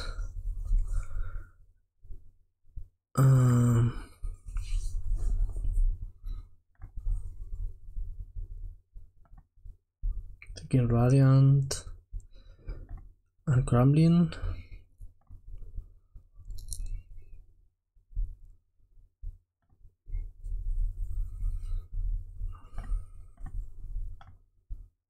So I have to hope the last card in Makuto's hand does nothing. So here is to hoping.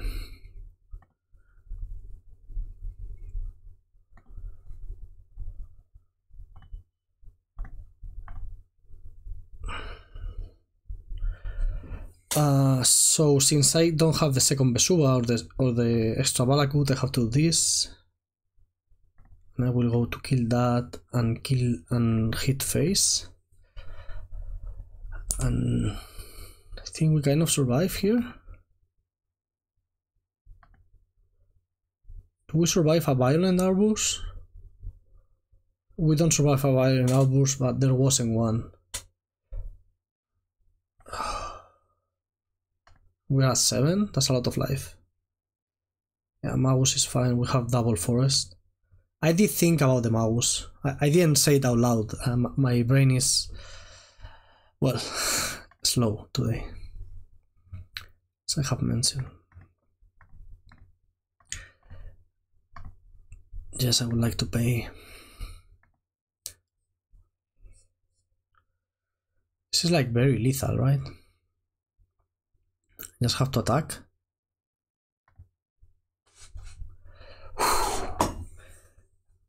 This is so tense, at least for me. So I feel like if I had one extra month of doing this, the RC was mine. But it's Thursday night. Well, not night, it's like 6:30. The RC is in 24 hours. I have to have the deck list submitted. Also, actually before that, because I have a flight to take. So in 23 hours and a half, the submission deadline. And then the tournament. And I don't feel ready. You are seeing this sloppy play. I'm not ready. This hand is nice. The hands... Oh, this is so much easier. Look at this. Ah, look at this hand. This is so much easier to play. Just go turn 1 Saga Amulet. That's why the deck is broken. It's not that... I must say the other games are way funnier. They are so much fun. So much fun. Okay. We are missing a bounce land. But we have a lot of amulets. We may have to use Urza's Saga to get a bounce land. Which always sucks. That's nice. I could play Grazer. You know what, I'm not going to.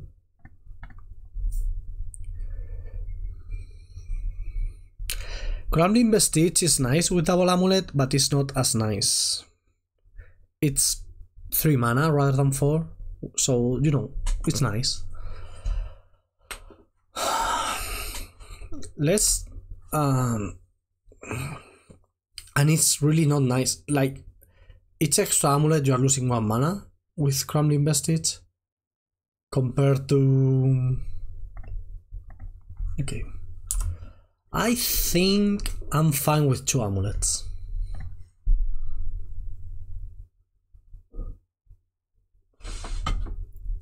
Right? Do I want 3 amulets?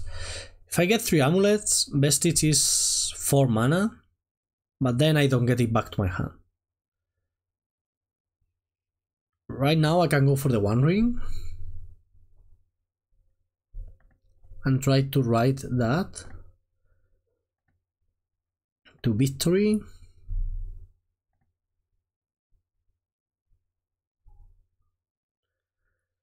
So technically every land you put into play tapped generates mana with the amulets. So this is very far away from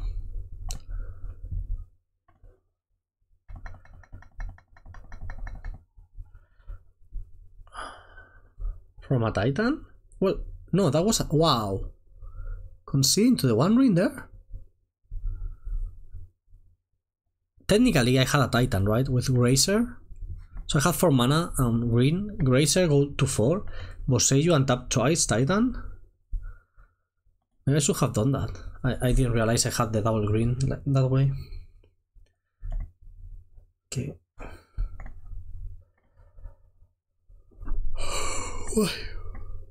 It's easy to bring in the cards, it's just so hard to take them out.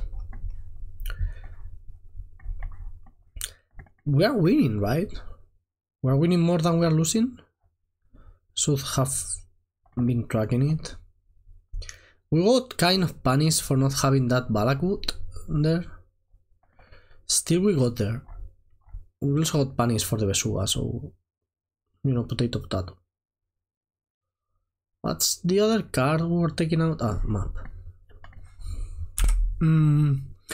Makuto is on 6, and I think this hand is kind of a trap. This is actually better.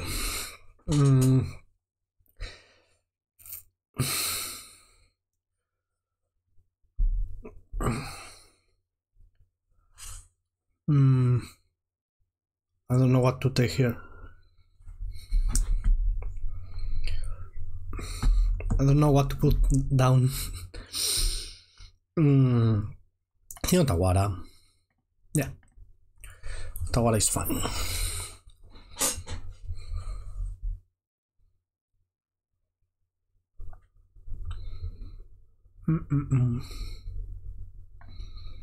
I don't mind that. I'm going to try to play in a way where, as I mentioned, I don't go back on lands. So I can play a One Ring after a Magus. May use Vesuva to copy a basic forest. No.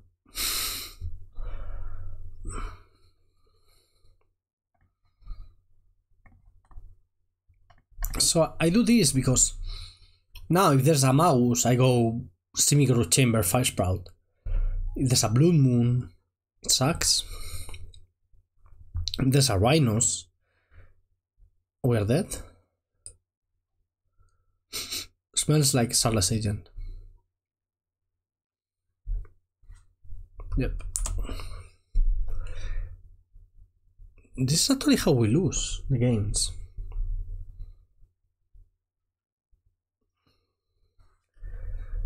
Oh, cannot play that one.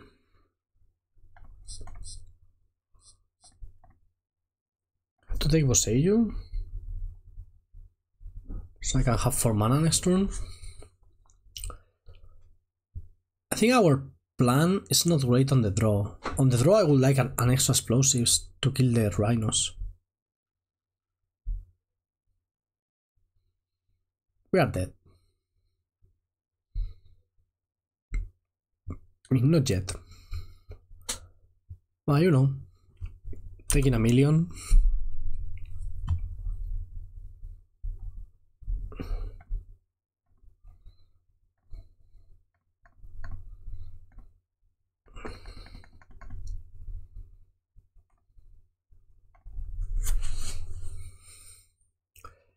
So yeah, maybe our plan sucks on the draw.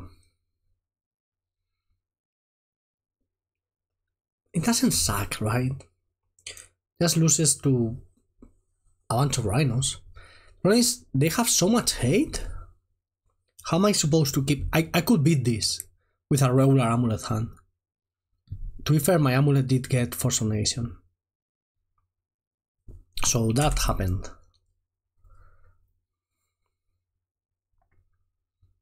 That's a start. I have no untapped lands.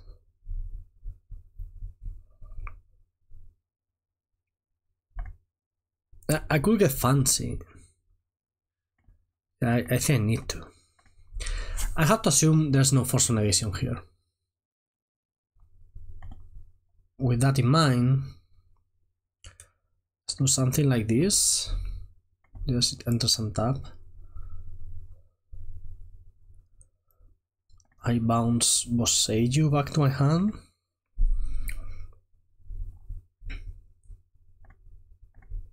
I add mana there. Play this and tap. We are getting a lot of mana. Play Azusa now. Oh, now we have 2 extra land drops? No. Subtlety kills us. Oh, subtlety actually kills us. Oh my god. Yeah, subtlety plus mutable is lethal.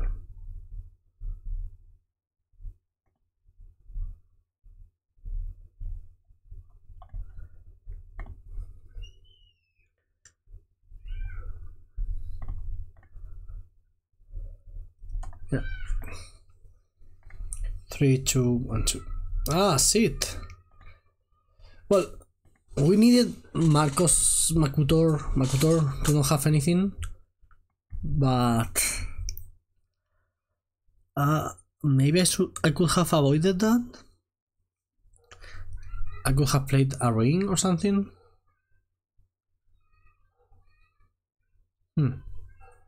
Let me think about it. Okay. Game 3, we're on the play. That's important.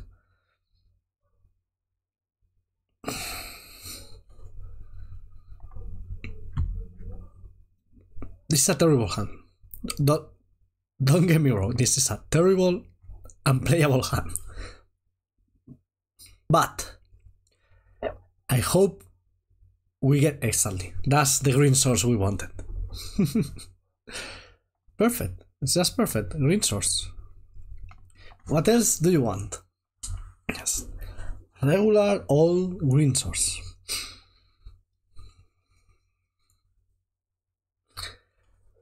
So we haven't talked about layers here, but for those of you wondering, Dryad is not great versus Magus if you played before because of the layers, but it's great if you played after. So that's something to keep in mind. Problem about this hand is that it cannot produce a Titan, which is less than great.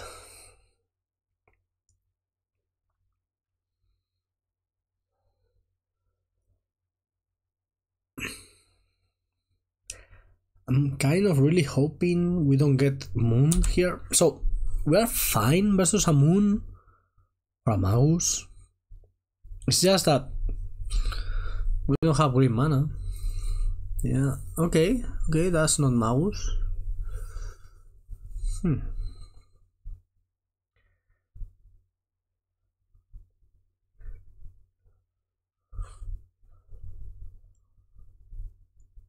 This is Force of Vigor, right?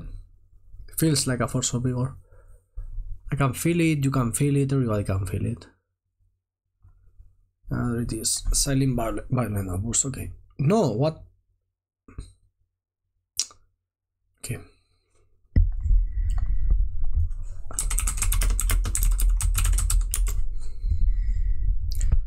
So, Force of Vigor says up to 2 targets.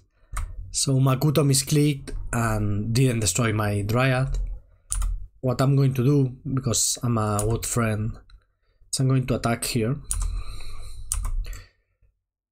So Makuto can block, and it's basically the same idea. You see, so we're fine. Everything's fine. We are all fine.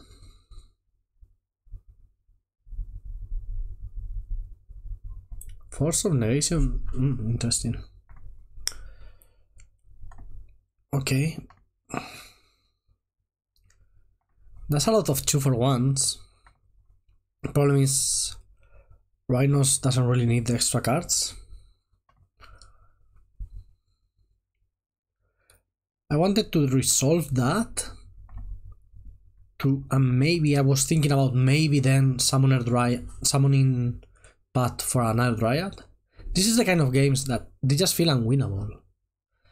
Because now I go prime time, there's a Harka subtlety, or there's a Blood Moon here, and okay, also that. There's so many things here that are just terrible for us.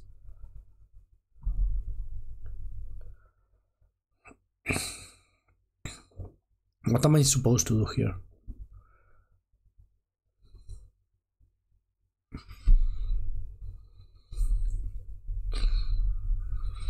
I cannot say go because I die, so I guess I have to get a Dryad.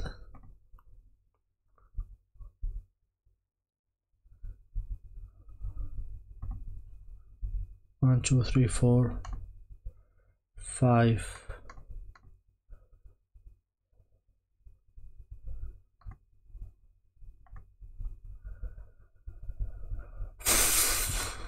Six. shoot that. Yes.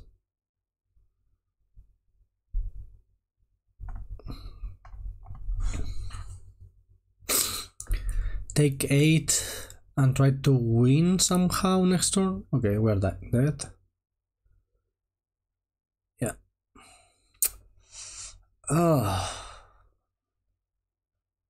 This was too much. Our hand was so medium, right? Maybe I should mulligan more aggressively. Okay, again. This is like again and again. Turn 3, 1 ring on the play. Yeah, I think that's good enough.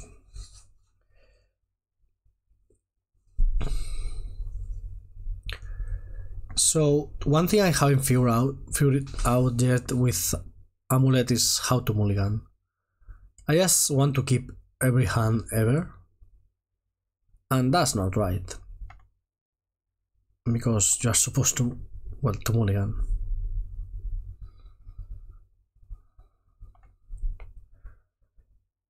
Okay, so turn 2 we will play like Mirrorlake, then Boseiju 1 ring. Unless we get a Dryad now, which would be awesome.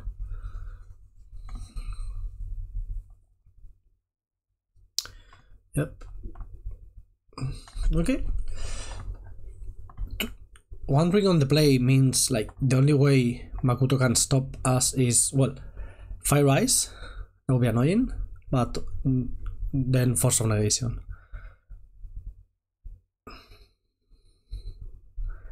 And it feels we are fine with a Force of Negation here. Maybe we are not. Okay.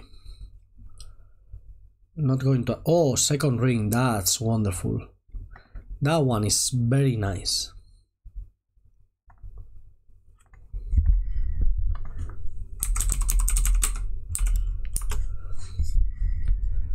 That's very, very nice.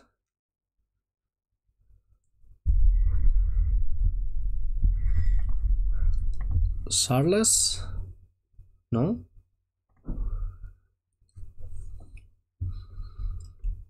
What is this? Boseiju? Sarles. Sarles. So our plan is to go activate the 1 ring, hope to find an untapped land, play another ring. Yeah, that's the one.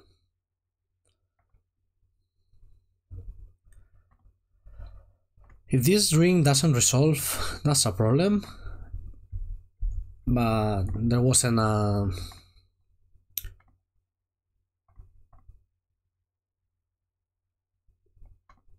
I would say there wasn't a Force of Negation last turn, so it stands to reason that there wouldn't be a Force of Negation this turn. Our plan is to play an unenhanced Titan. We can also go the... This is the kind of game that could lend itself to be a Saga game. It's usually not relevant versus them because the Rhinos are so big and so on. But we may have enough stuff. And also, like, there's no need to run headfirst into... Yeah, I have made up my mind. I'm going with the tokens.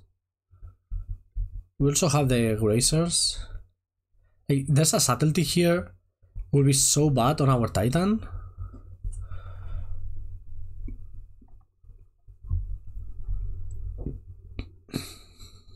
Yeah. Copy the Saga, and now we have all the mana in the world. All the tokens in the world.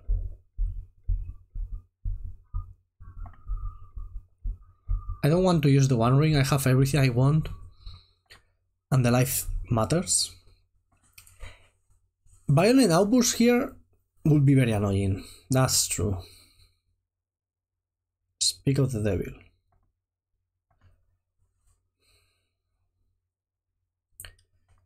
Yeah, that one very annoying.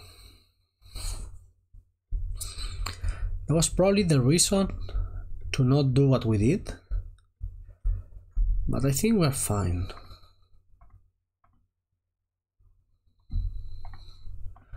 We have the Grazers to block.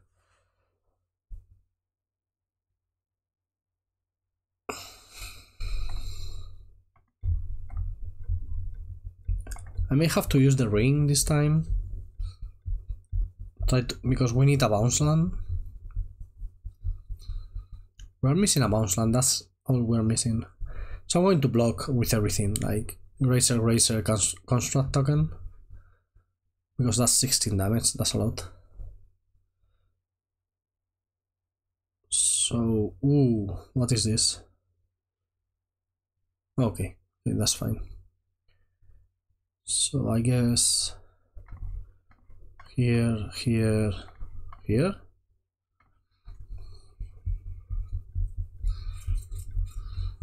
Without the Dryad, we don't have a lot of mana. That can be problematic. So maybe the play was to go Titan and then try to Titan again the next turn.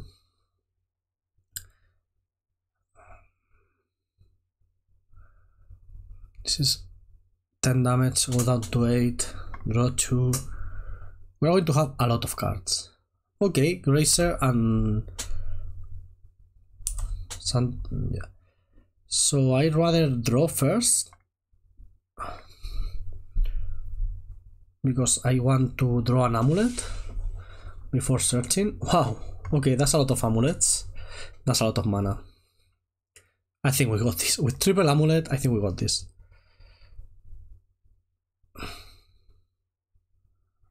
So amulet.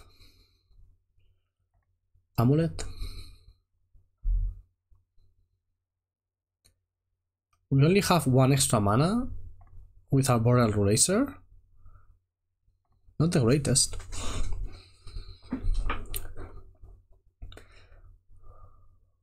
But we have like 6 mana here. And the bounce land is another 6. So yeah, unless there's double subtlety, I believe we got this one.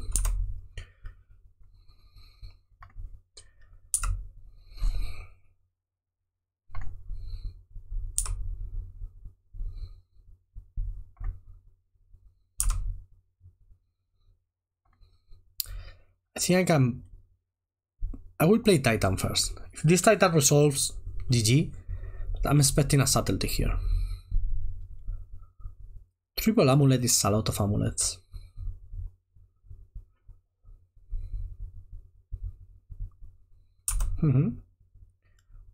Is this a Tisan's Tiebinder?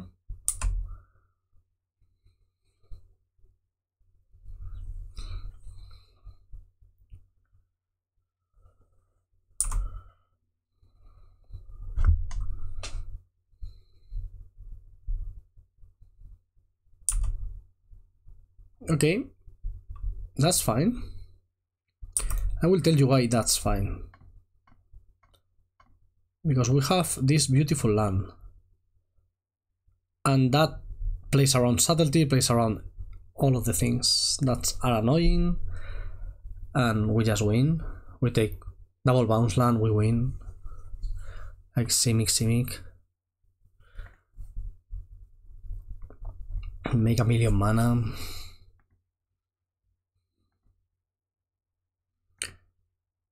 We are winning game ones, I think, at a reasonable rate. I haven't been taking notes, which is terrible, but I will rewatch the videos to take the notes.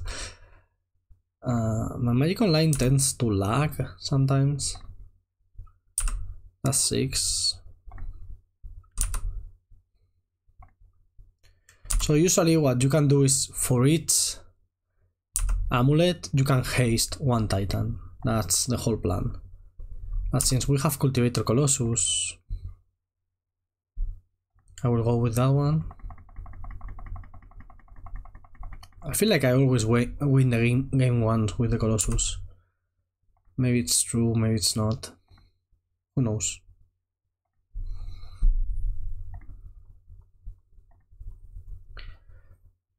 Makuto, this is enough, you can concede.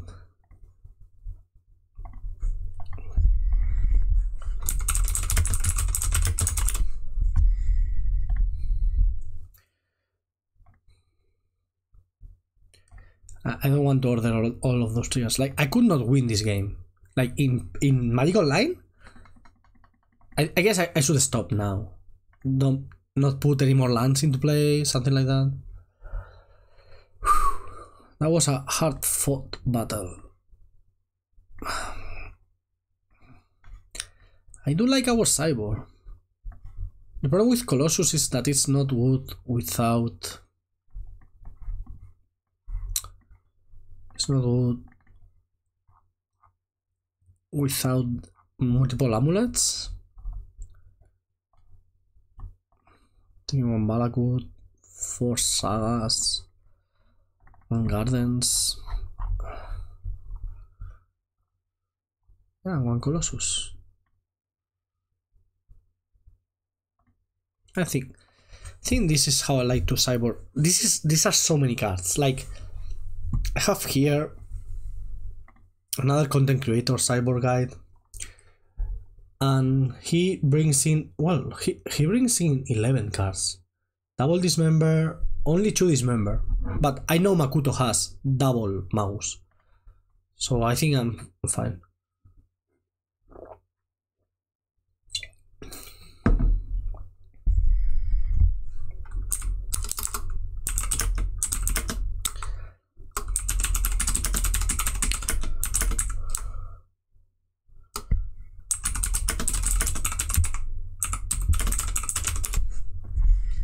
Keep. These hands are nice. Boros Garrison. What a land. I'm going to present cards that have to be answered every turn of the game. Force of Negation. Oh, no Force of Negation, finally. Am I going to play Azusa, or am I going to play Defensory?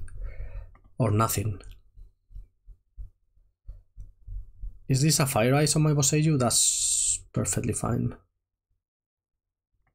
That's perfectly fine. Okay. No Azusa then. I think... I know I have no more bounce lands, but I'm not winning a game where I draw 0 more bounce lands. So this is the play, I believe.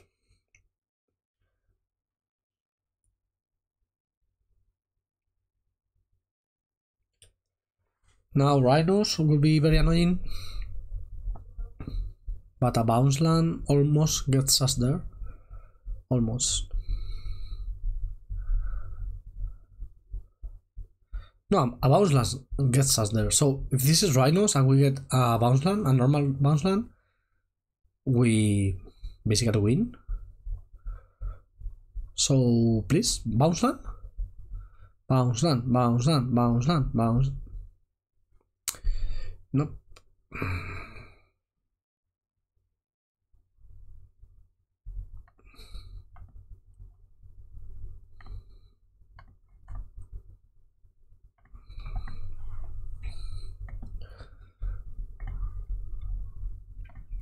We need a bounce land to win.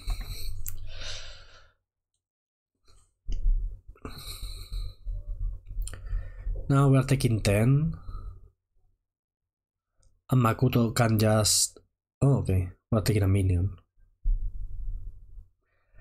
So... We still need a bounce land, but now I don't think we are winning with a bounce land. But yeah, bounce land would be nice. Simic Growth Chamber, please.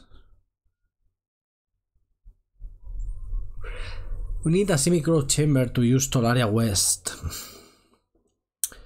To get engineer explosives to clear the board. That will have been the play. Yep. I mean, we have 9 bounce lands. What's the odds, right?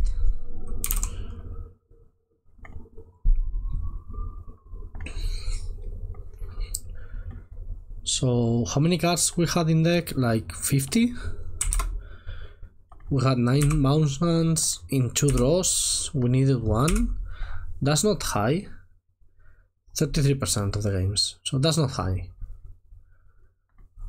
It's probably high enough. Also, yeah. I think it's high enough. Like, our deck is just so weak with this cyber configuration. That's something I don't love. The weakness. Should we play turn 1 Vigor Amulet? I think so. So my reasoning is, the only way to get rid of this is with a 2 for 1. And we have seen that post-board games can get really grindy. Like really grindy. One of the problems with Saga is you go Saga Amulet, you get 2 for 2 with a Force of Vigor, and also you get set back a land. And that's what's not acceptable, in my opinion. Do I want to play this here? So what we want to do is have a play if our amulet dies, right?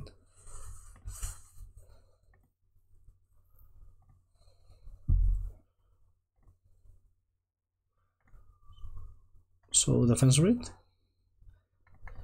This is the kind of place like with a Grazer, you can go Grazer here, and that's nice. Because that's turn 2 the one ring, but I think the Grazer are just too weak. Okay. Now we play Crumbling Vestige. Now we are doing the thing. Like last game it was Makuto doing the thing, but now we're the ones doing the thing. Turn 1 Amulet, turn 2 defense read, turn 3 the one ring. I mean, feels unfair. Even if there's a mouse now, or even a blood moon, we're kind of fine. For a blood moon, for mouse we have no answer. And for blue moon we have 6 forests in our deck. So yeah, also if we get a Vesuva we'll copy that forest. But also we have seen how mouse interacts with the one ring, it's not great. Like you play that, but now we're just vibing, chilling. That's our Generous Ent. Wonderful. I guess I will do it now.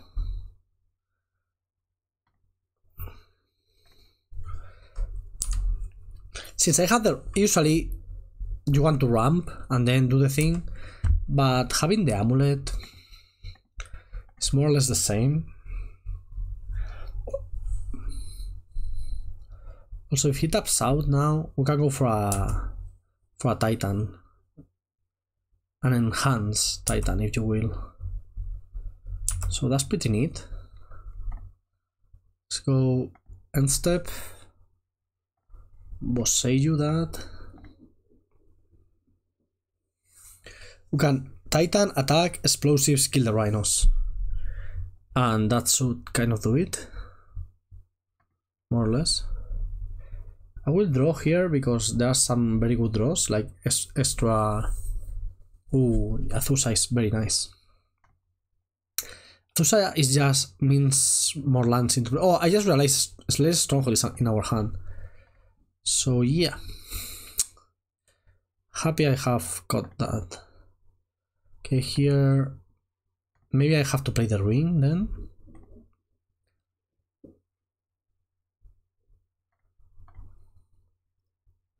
That's 3.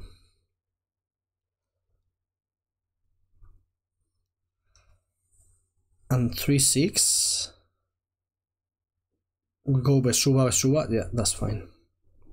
So let's take this into my hand. Let's play this, and we have an extra land drop.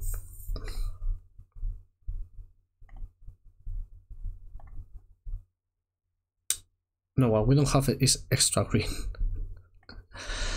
Okay. Let me 1, 2, 3, 4, 5.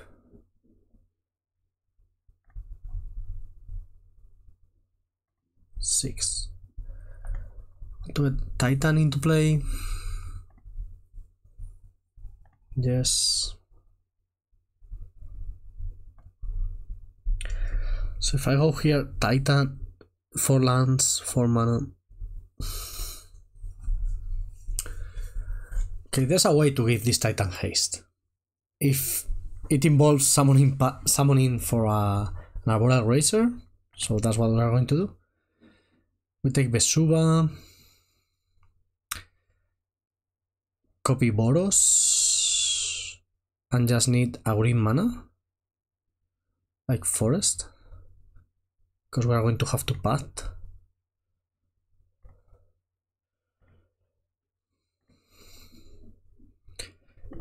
This is fine. Drawing the Slayers Stronghold is never great.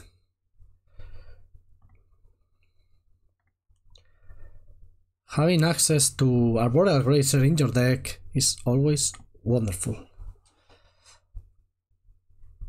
So please do never sideboard all of them out.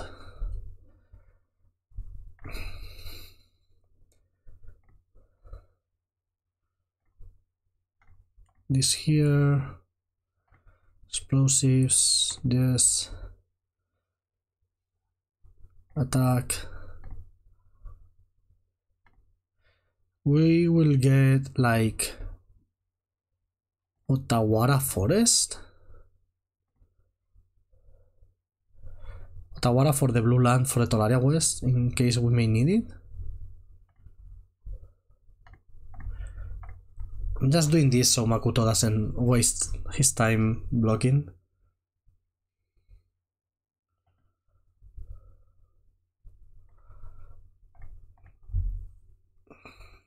We can Tolaria West for the other engineer explosives. That's fine. Also, getting Azusa, like we could have done all that without Azusa, I think. No, we couldn't. I will block with my mighty 03.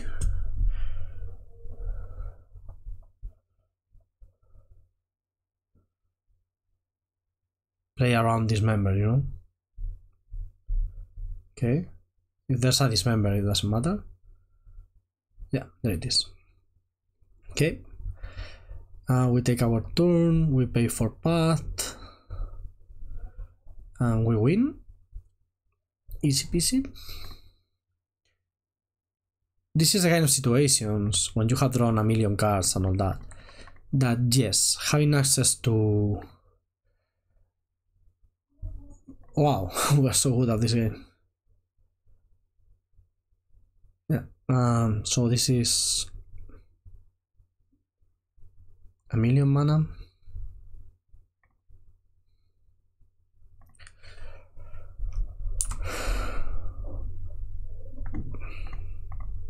That's 6 mana. We need to go up to 9 mana.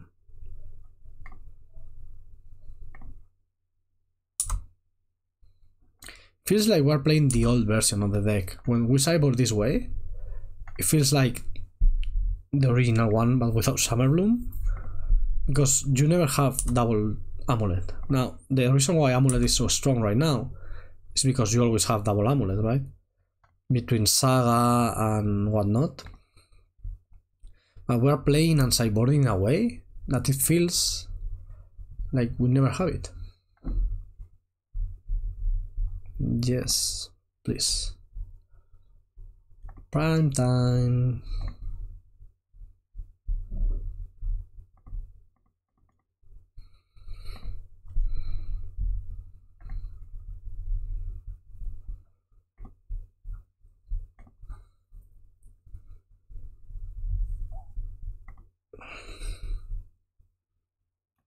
I guess I get those.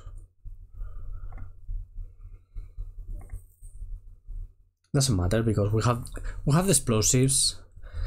We could here get another Tolaria West to transmute for the explosives, and that would have done the trick too. But we have them in hand, so whatever.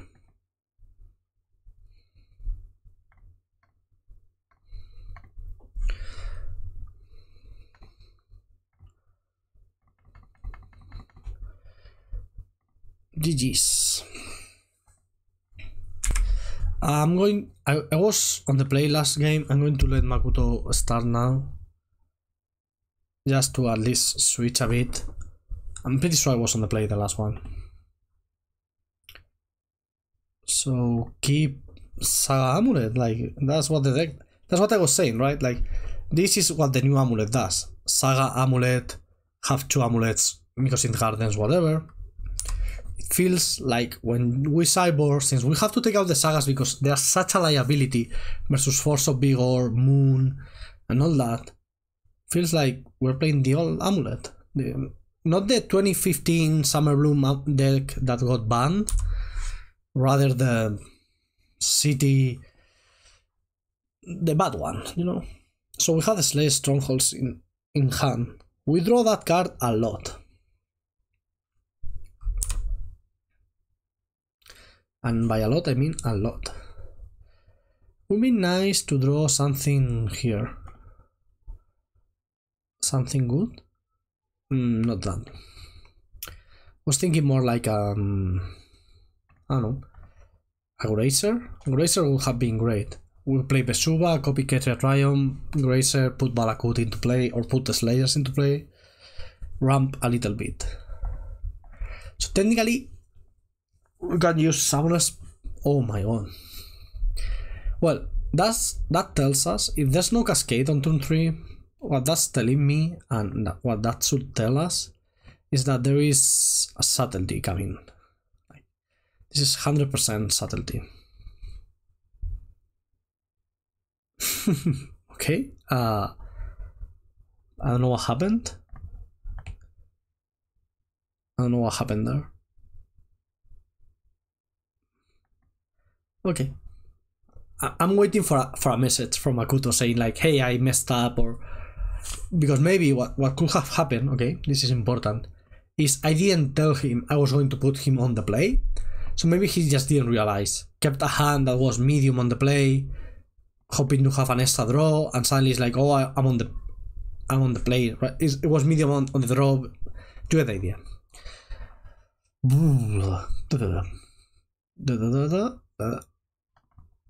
Maybe I'm over sideboarding, but we're winning more than we're losing, so maybe we are not over sideboarding. I think taking Valakuts out makes sense, like with the moons and everything, we are never going natural Dryad, kill with Valakuts. It's the only matchup where I think it's reasonable. It's also the only one where I'm sideboarding my whole sideboard. Because against Murtide, you bring two less cards, right? You don't bring the 2 explosives. So that counts too. Okay, this is a good hand. Getting defense grid into play early is just so important. Now we have redundant answers for mouse, so I really hope Makuto draws 2 mouse. Mouses. Mungus.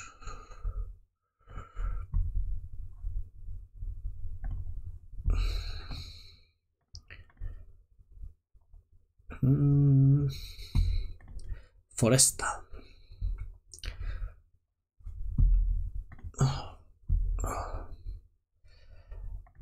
Kind of sucks to not have turn 3 Dryad natural. I think getting defense grid into play as soon as possible is just so valuable. Ooh, that's not a mouse hand. That's a Shardless Agent hand, or Violent Outburst. Yep, you can tell. Like, you don't fetch for that breeding pool. If that's the case, this is Shardless Agent. Which is actually more annoying. With our hand, we are not equipped to win versus Rhinos. So that's something to note, I guess.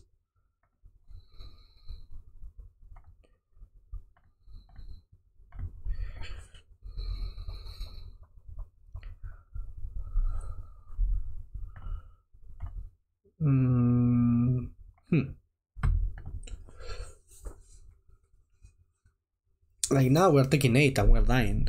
Our answer to this is to do our thing, right? I guess we have to try. This is Force of Negation. We die.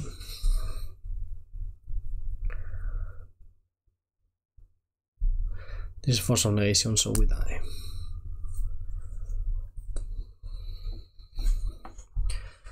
Silent Tisana's Tiebinder, okay.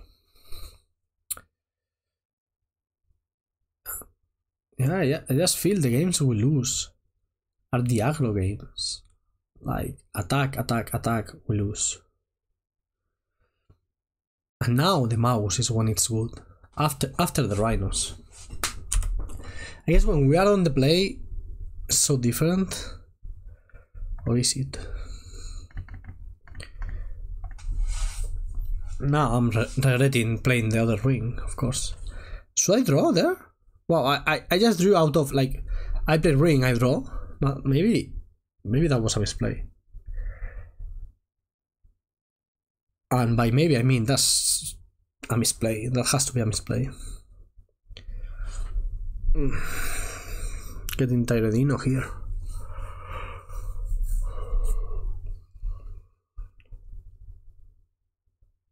Okay. Annoying. Can we win? So how we play the Dryad rather than the mouse? Rather than the ring? Maybe? We have a chance? So that's very interesting. Why am I playing an Amulet of Vigor here, you may ask? Well, actually, there's no reason to do it.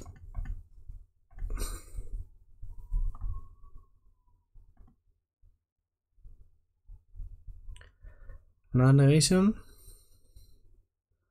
Nope. Interesting.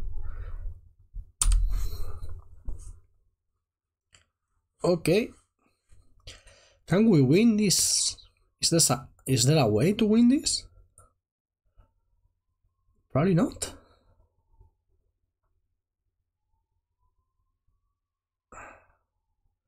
Explosives.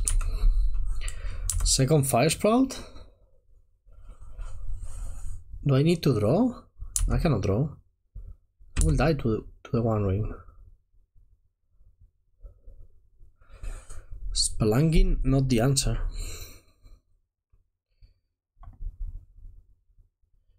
Here I have a mountain. Can I resolve a mountain? A fire sprout?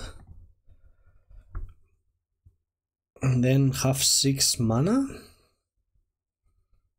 I mean, Makuto has something, that's for sure, but I think we get attacked by the Rhinos twice, we die. That's how it is.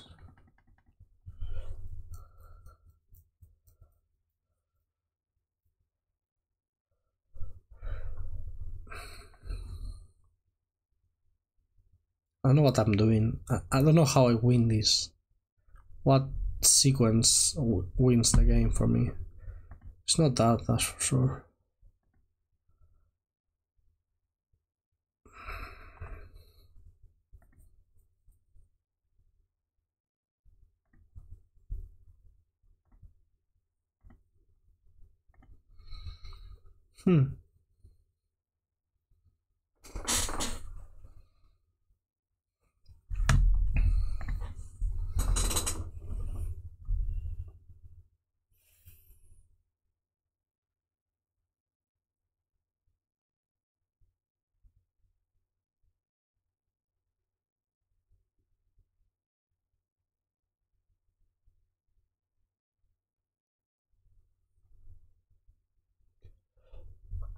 Maybe this...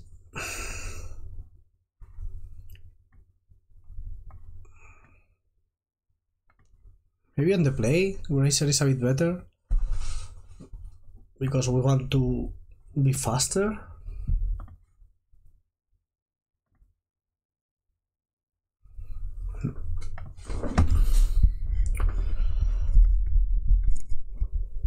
Mulligan.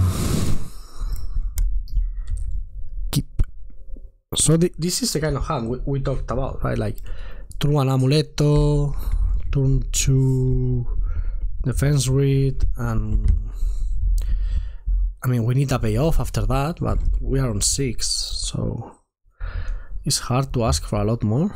I still think this is right. Like if you have a Force of Negation or Force of Vigor, use it. Maybe I mean, is Amulet good as a hymn to Turak? Discuss. I think it is. Also, when I do this, it feels like such a waste.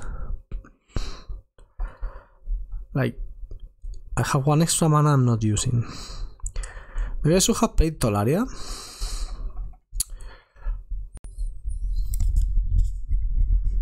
Tolaria West. Maybe.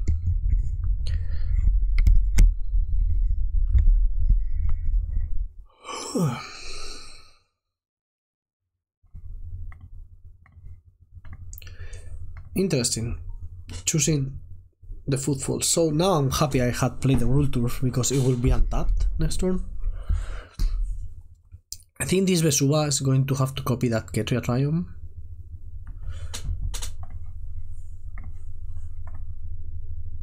Now Mouse will be annoying now.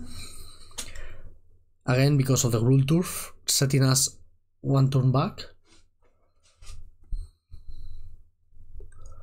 But this One Ring will be fine at some point. Okay, that's annoying. I mean, against a Magus is the same thing, so I don't mind.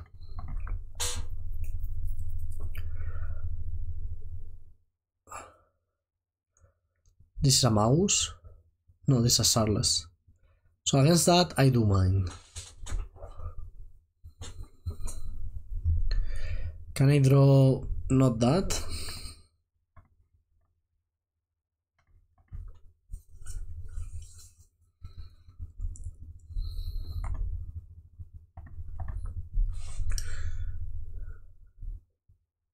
So I have gone to 5. I think our hand was fine, right? We have drawn a lot of lands, but we are a 30 land deck after all.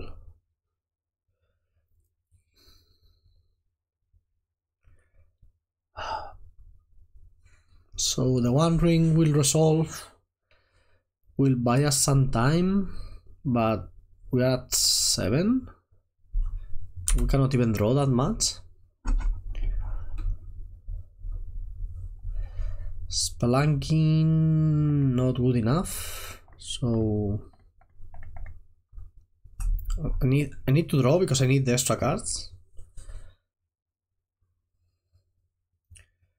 I do feel like the One Ring is the best card in the matchup.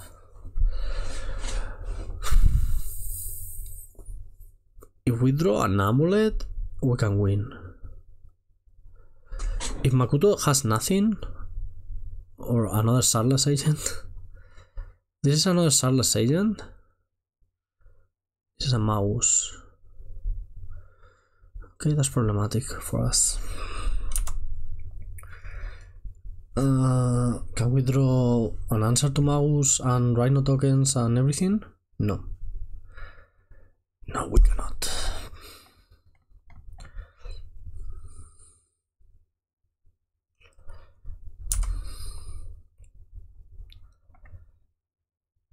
I mean, this Arboreal Grazer could have been a dismember, but we died to a dismember anyway. Yeah, we die here. We are losing. We are losing.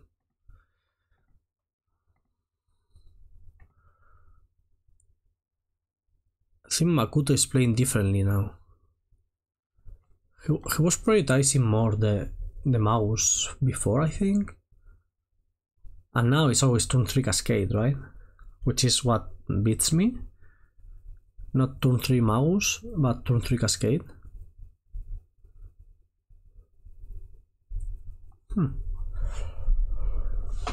Let's keep going.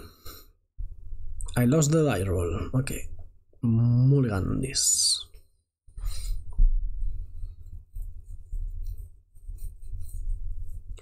I do feel the game one is favorable for us, especially on the play, of course.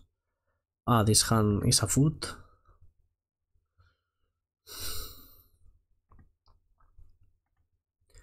It's totally fine. It's not great or anything, but we have the Grazer to ramp. Then we will use Expedition Map to get something going. Ooh, we have the Saga now.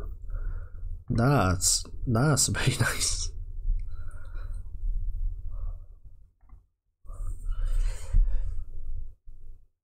This start from 0 to 5 is wonderful, but I think this is even better than Saga Amulet. Because this, with a normal land, not a Gruul land like we have, you can even make tokens if you think that's how you are winning the game. Like, not against Rhinos, because the tokens are usually too small ball.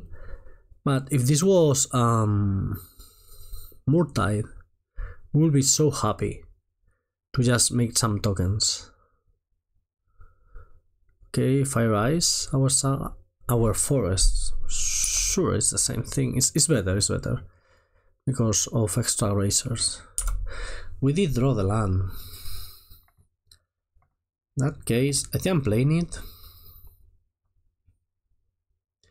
Using the Simic Road Chamber when I have an Amulet is better. And with Force of Negation. Wow, Force of Negation with Charles Agent. That was very aggressive. I'm assuming there's another Cascade spell. Problem is we have 5 mana now. 5. We need, because I mean, if you want to play Titan on 3, you need 3 ramp spells, right? That's the point. Because that's 3 extra turns. So we play Grazer, we play Amulet, we are missing the 3rd one. And since we don't have it, we are in trouble.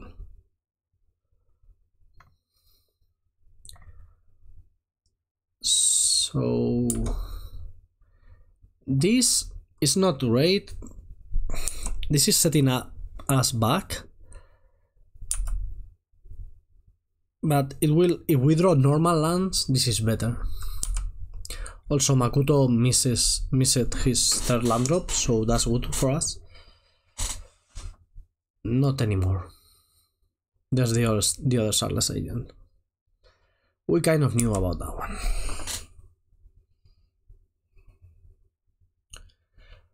Okay, we need lands.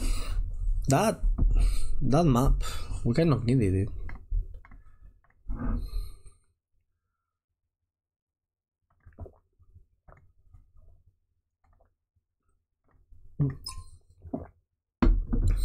I mean, here with a bounce land we can win.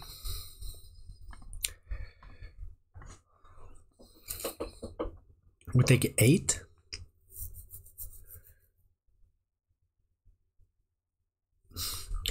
Still can win with a bounce land, just a bit harder. I will block now. Just protect our life total. Bounce land, bounce land, bounce land. 9 cards in our deck. 33%. We calculated this already. Okay, doesn't matter. So no bounce land, but for the next turn. I should totally play it, right? What if my Amulet dies? If my Amulet dies, I cannot haste a Titan, and without a hasty Titan, I don't think I can win anyway. Whatever. I mean, Boseiju is getting us regardless.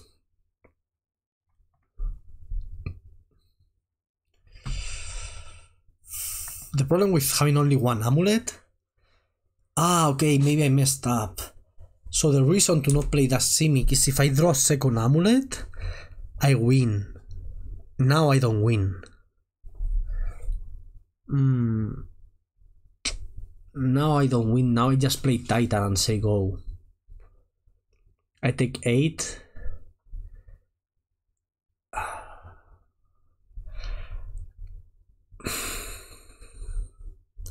This is... Ah, shit. I messed up. I didn't give myself the best chance to win this game, which was drawing an amulet right now. No Byron Albus?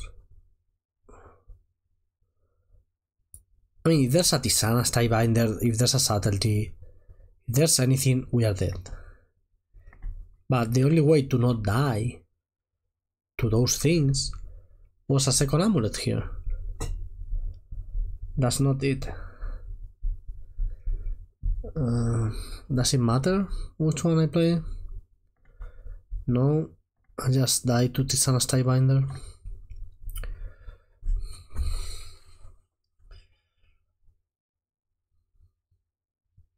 I exactly die to Tisana Skybinder because it's 3 power, so 3 plus 4, 7.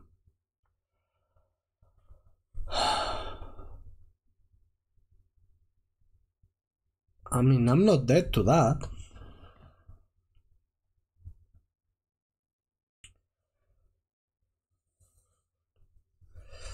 So I guess setting up the next Titan, something we could do with Boros Garrison, Boros Slayers for next turn.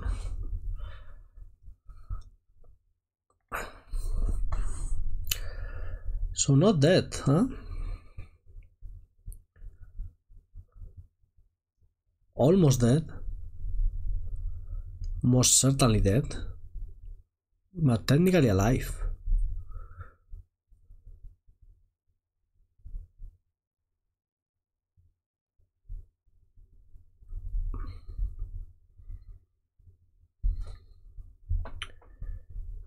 Not attacking there.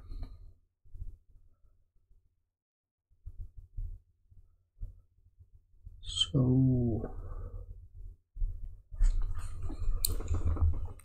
when another Titan is not enough, that you know you have a problem.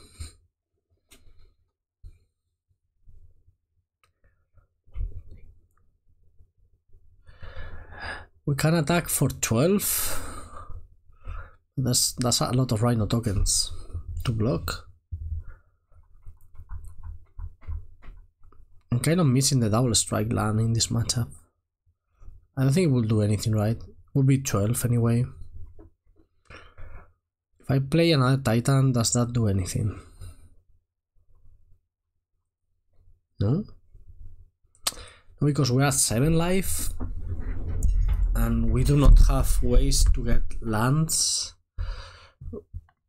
Ah, without Amulet we are so dead. This deck cannot win without... This matchup is really hard to win without Amulet.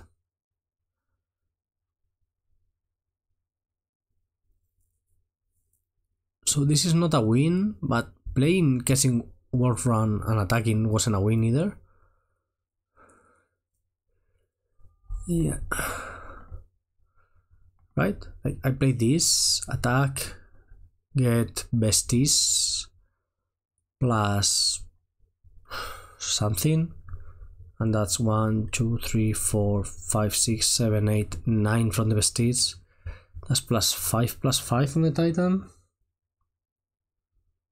No, plus 7 on the Titan. That's 13 damage. That's not enough. Losing game 1 is a big problem. Should I try Pact of Negation again? See if I like it? I just don't like it.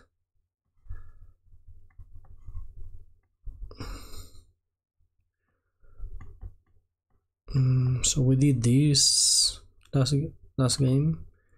This and this. Colossus. And a bunch of lands. The only thing I don't like about taking out the Mycosynth Gardens is that it's nice to get to copy the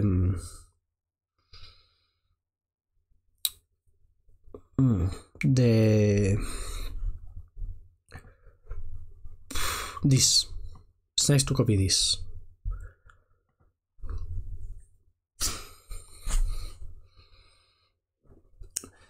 Sometimes I feel with extra explosives we could win. So a lot of times we just need to get rid of the Rhinos once, and that's a win. So maybe a third engine explosives. The problem I have with that plan is that nowadays explosives, you don't bring them in against anything else. So that's problematic. To have such a narrow card that's only against Rhinos.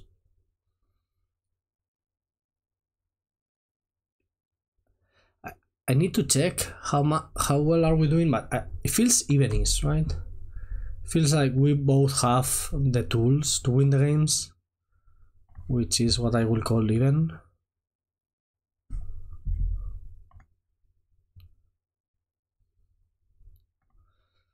Is this going to resolve? No.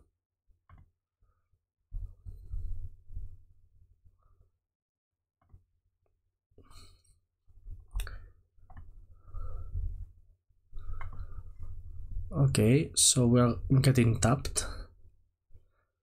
Huh.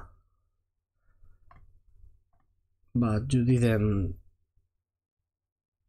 think I could use my mana, huh?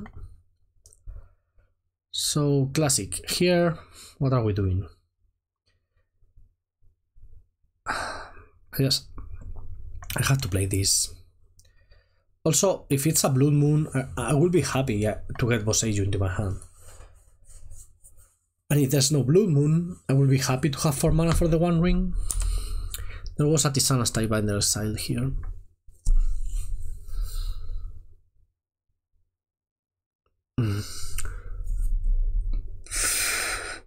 There are some games with Amulet that's so weird because like all you have is lands. So what are you supposed to do? Just play your lands, right? Like we have lands. That's it. Landy, lands. Makuto doesn't have a forest. These are the kind of games we are winning. We have been winning these games because that's a second island, but that's not Rhinos. That hand doesn't produce Rhinos. We can take 2 for a couple of turns until there's a forest. At that point, we can do something.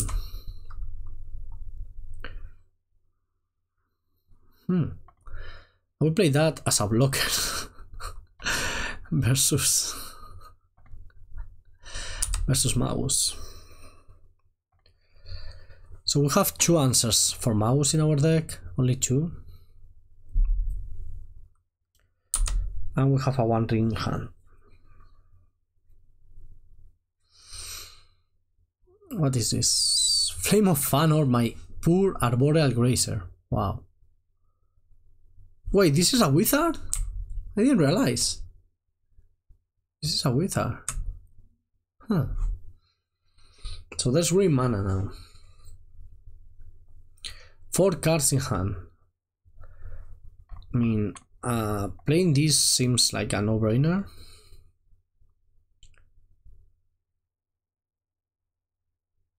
That's going to get subtlety.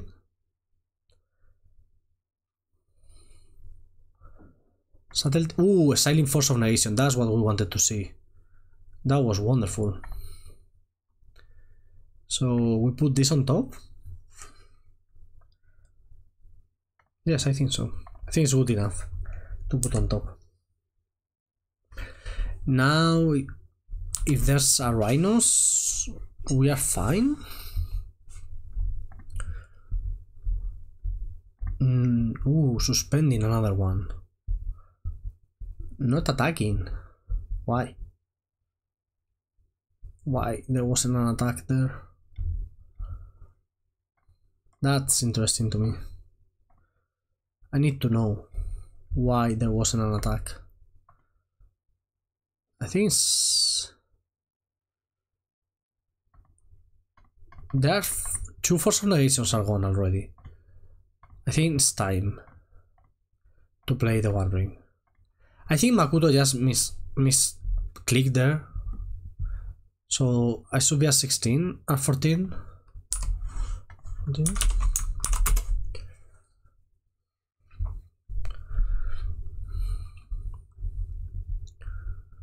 I think also he wrote no in the chat. So that sounds to me like he misclicked and I should be at 14 life. So we have a couple of issues going on here. No?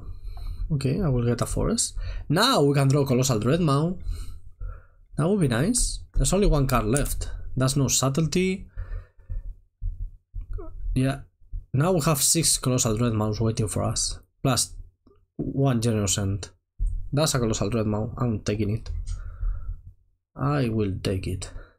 Even if there's a Tisana's Tiebinder, I don't mind. If there's no Tisana's, I mean, I will. Also, like, there were 0 Cascade spells this game, which is so weird.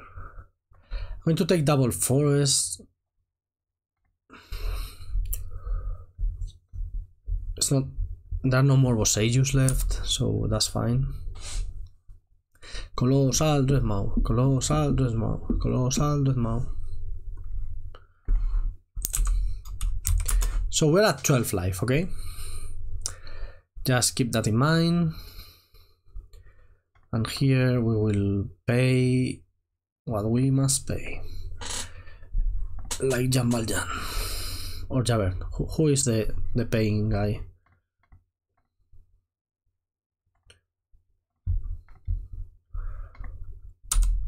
Okay. Attacking with Colossal Dreadmaw. Also, you know, this is a 60 card deck. So taking 2 lands out of it is not amazing or anything, but it adds up. Like, you attack twice, you have taken 2 from the ATB and another 4, that's 6 less land in your deck. Suddenly the density of lands and spells, it changes. There's only 1 Force of Negation left. Because there's one here in exile, there's another one here, there's another one here. Ooh, that Violent Outburst was a surprise.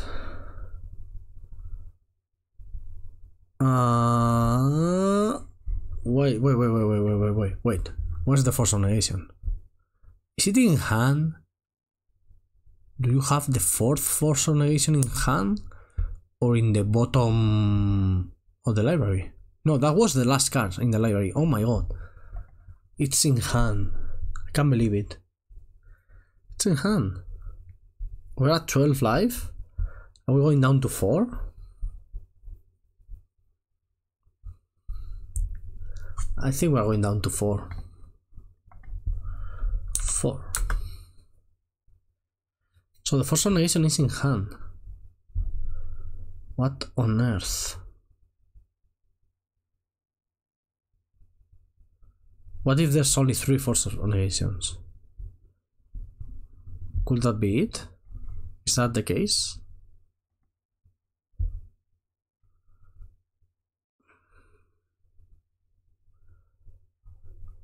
Yeah, see it. The 4th one.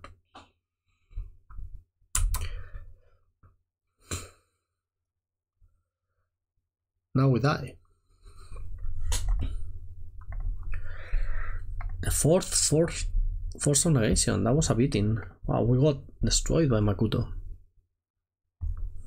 Okay, I think that was the last match.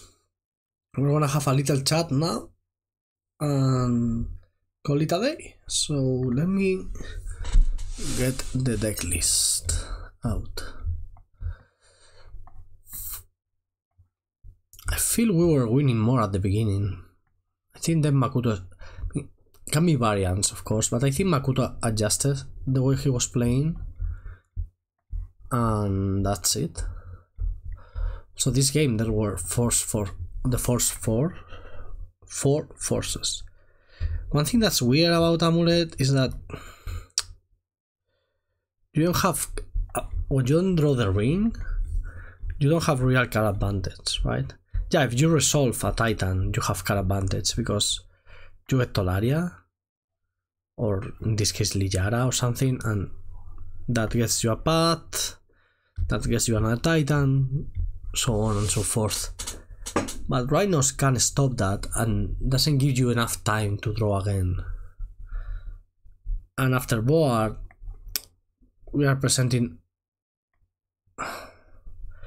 the way we are sideboarding. These are our only threats, and it's not much. It's not much because we have seen that Dryad can be a threat in many matchups with Valakut, but not with all the moons and stuff. I don't think I have been playing perfectly or anything, but I don't think I have been playing terribly bad. Like, there have been a couple of games that were like, oof, there was another line probably I didn't see. But aside from that, yeah, the matchup just seems hard. Like, every matchup at the top is hard for Amulet right now, but the deck is very powerful. So, well, let's see, we hop on a call with Makuto and finish with that. This is a long video. Hope you are liking it. Okay, here we are.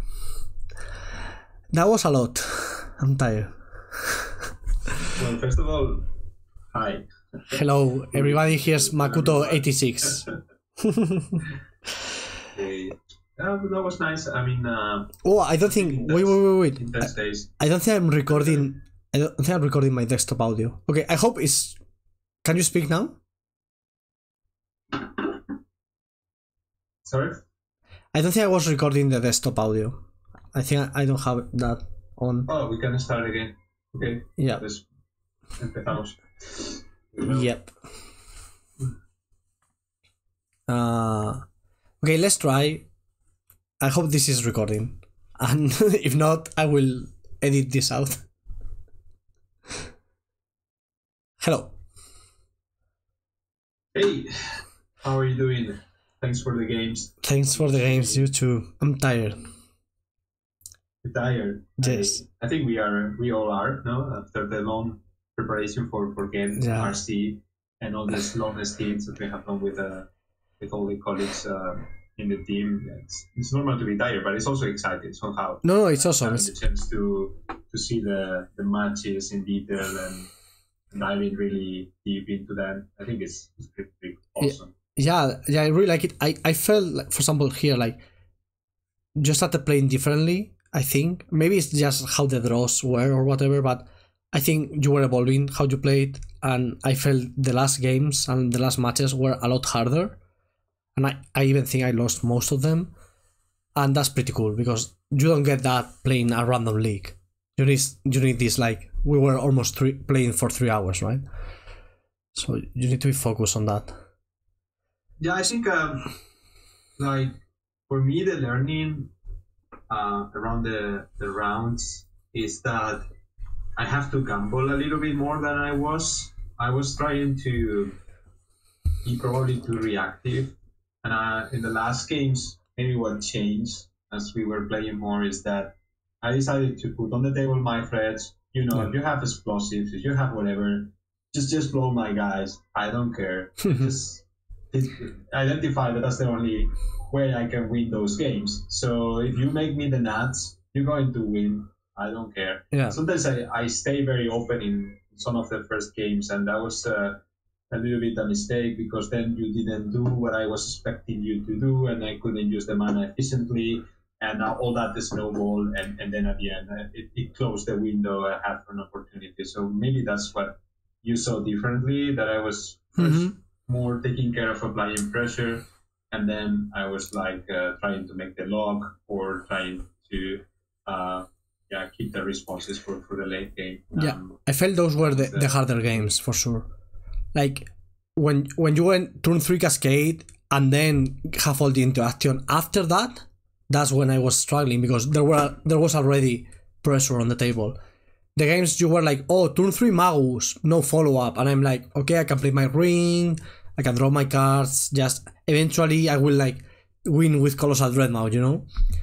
And those games felt easier. Like, they are hard because I don't have my lands or whatever under a moon, but I can do stuff. If there's 10 power facing me, I have 1 turn, 2 turns. Those felt very, very hard. And I think those are the games you have to play, and the ones I lose.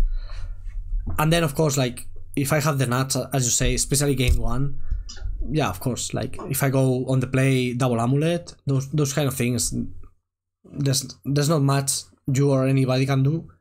That's why I like amulet, I guess. Yeah, I think that's probably the key. This morning I play another state of amulet, and I think I have that sensation now that also that I was maybe into defensive and I needed to be more proactive. And also I realized about one thing, that your cyber plan is much better than my cyber plan against you. So probably your game 2 and game 3 against most of the matchups, it really gets much worse. Against Rhinos, I don't think is significantly worse. You have so many tools to interact with my hate and with my plan. Yeah, I feel that too. Even if I have hate cards, I need to prioritize the offense. I cannot just like be happy with hands that they just wait there. Yeah. For something to happen, because the inevitability of the deck is there. At the end of the day, you make the joke, but you will make a dinosaur 60s and start to hit. But this is really what happens. So yeah, and it's so big, right? that will come. So. Yeah, I feel like the way I'm sideboarding, and like most people do, it makes the deck a lot worse in a vacuum. Like you don't have the sagas, you don't have all those like double amulet draws. But suddenly I can answer the things you do, right? Between the explosives, the fire sprouts, whatever. Also defense read, like whenever I have a defense read in play, I feel super safe. It's like, okay, now I can develop my plan. We're playing Hearthstone here. And yeah, that's so powerful. And as what you said, this is like the only matchup where my cyborg is better than my opponents, I think. Probably in the whole format. And that's a lot. Defense grid, I'm not impressed. I mean, it was annoying, but not super annoying. I think the card was really making the difference in the post side board is a main card board that is the one ring. Because yes, the one ring in the first game, it feels also sometimes even like a clock that is favoring me because it's pinning you for lives and so. But in the second game, if you use the ring to go to the limit and try to find the explosives, I know I'm going to die. Yeah. Well, in the game one, that's not that important in my opinion. So that was in game two. This combination of the hate cards together with the ring, what made me feel really under a lot of stress. Yeah, I can see that. What I feel from my side is like you have so many different ways to interact. Tidebinder, subtlety, Force of Negation. So I don't know what to play, what threats to play. When I have defense read, that changes. If I have defense read, the ring is resolving, then I'm enforcing my plan so much easier. And I think that's I know it's not game ending, but it feels like it enables the whole plan better. I think so if you have ring, because if you don't have ring, you can make defense read, and I see it like, okay, you go one card down, and when I will have 3 mana up, I will be able still to counter your cards, like for example, counter a ring with the Force of Negation. I will be able to do a Force of Vigor during your turn, still paying 3. So sorry for what I'm going to say. Maybe it's too much to say because I'm not an Amulet player. But do you remember when you were a kid? At least when I was a kid, I have a small bicycle. Okay. My parents put like these 2 small wheels. Yeah, training wheels. Training wheels that are called. Yeah, exactly. So I feel that car is kind of like that. The better you get playing Amulet, I think the better you will manage even without that card there. That's my sensation. Every time you play it, I was like, okay, now you're safe, but you lost 1 card. You lost like the second turn with 3 mana to deploy that card. I don't know. It didn't feel less scary unless you have already an Amulet there in turn 1. That was the spots where you obliged me to react immediately with the Force of Vigor. That's where I really felt that combination was very scary. Amulet plus the grid. If it was on a vacuum the grid, I was not that scared. So what I understand, it gives you that sense of confidence when you play it. That's very interesting because it got to a point post-board that I thought the amulet wasn't that important. Like, it was like, my plan is to win without amulet, just running with the ring, but since you still have to respect the amulet, you have to use the Force of Vigor, the Force of Negation on it. I get a 2-for-1 out of the deal, but it's not core to my game plan like it is in game 1. I'm more going like to play a Titan without haste and just trying to win a fair fight. And so from my point of view, it was like, whenever you kill the amulet, it's fine. I get my defense with it, I will get my 1 ring. The only thing I really didn't like post-board is the Dryad, because Dryad plus Valakut is usually a good plan, but against you it just feels so bad. And I don't think so. I mean, I don't think so, because you have many ways to kill my make steal. So if you have a Dryad online, it's so scary. I mean, definitely, I don't think it's bad. Yeah. I mean, for me at least, it felt like a card that I needed to respond immediately, even quicker than the Colossus. The Colossus there. The Titan. The 6/6. Titan, Yeah, maybe. This is so interesting. Yeah. From my side, it felt like that. That's why also I kept this member all the time, because I was like thinking, okay, I need this card to react quickly against the Dryad. Post-board. That's so interesting, because I was siding out 1 Valakut because I didn't think the natural Dryad was going to happen enough. So that's very interesting. So maybe I should keep them and just try to have that extra angle. Also, what scares me a lot is thinking in that spot where I have Magus and I have a couple of Rhinos, and then you have the Dryad, and you play a Fire Sport, and you kill my Magus, and then you do land. Kill. You go to activations of Valakut and you kill 2 Rhinos. This didn't happen in any game. Yeah. But in my mind, that's what the Dryad does. Yeah. That's why I wanted to kill it, because killing Magus, it means my Rhinos are very vulnerable right away, and then that's another angle where you can deal with the Rhinos without the use of the explosives. So that was my thought. What I was thinking always on that way. When I see the Dryad, I wanted to prevent that situation to happen. Yeah, this is like, Magic is so different when you don't have the information, right? When you are playing, like when you are watching a game and you know both hands, everything is so easy. But wow, it's talking about this, the perspective is so different. It's not that I'm playing scared, because you have so much interaction. I cannot go like, ooh, he has a counter, I cannot play anything. But I feel there's always something stopping me. Like this last game we played, there was the last Force of Negation, the 4th one, to stop my explosives. I was like, damn, that's all for Force of Negation, but that's going to happen all the time, I guess. Yeah, and there I hesitated if I wanted to keep that force for a ring coming. So I was thinking, okay, shall I play the Rhinos end of turn when I'm going to have additional 2 Rhinos at the beginning of my active? Yeah, with the suspended one. We blow up with explosives. So I was thinking to delay 1 turn that, but I thought, come on, this is what you learn. You need to expose yourself, otherwise you're not going to win this game. If he has the nuts, he has double explosives or whatever thing, okay, it happens. I don't mind, but you cannot play around when he has already a Dryad and a Titan. And I was also thinking in that way, like if you have the Fire Spurt or you kill my Magus, I'm also in trouble. So I decided that the best line was getting vulnerable and trying to go all in. Otherwise, I was going to lose anyway.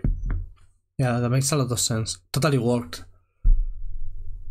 Well, I think there are some games I'm going to rewatch because I don't think I can play optimally. But in general, my sensation is that when you have it, when you really have the nuts, you have the nuts. I mean, yeah, well, can be done. Yeah, I think you are the deck in the format with the best tools to stop me.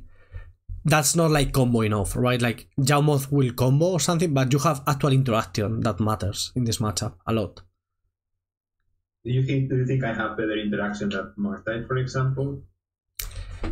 It's different, and I think I like this matchup a bit more than Murtide, but because the Murtide pressure is always there, and sometimes that's what happened in the first games, right? You had to choose between doing something or playing a Cascade spell that's 3 mana, but the DRC is always there in turn 1.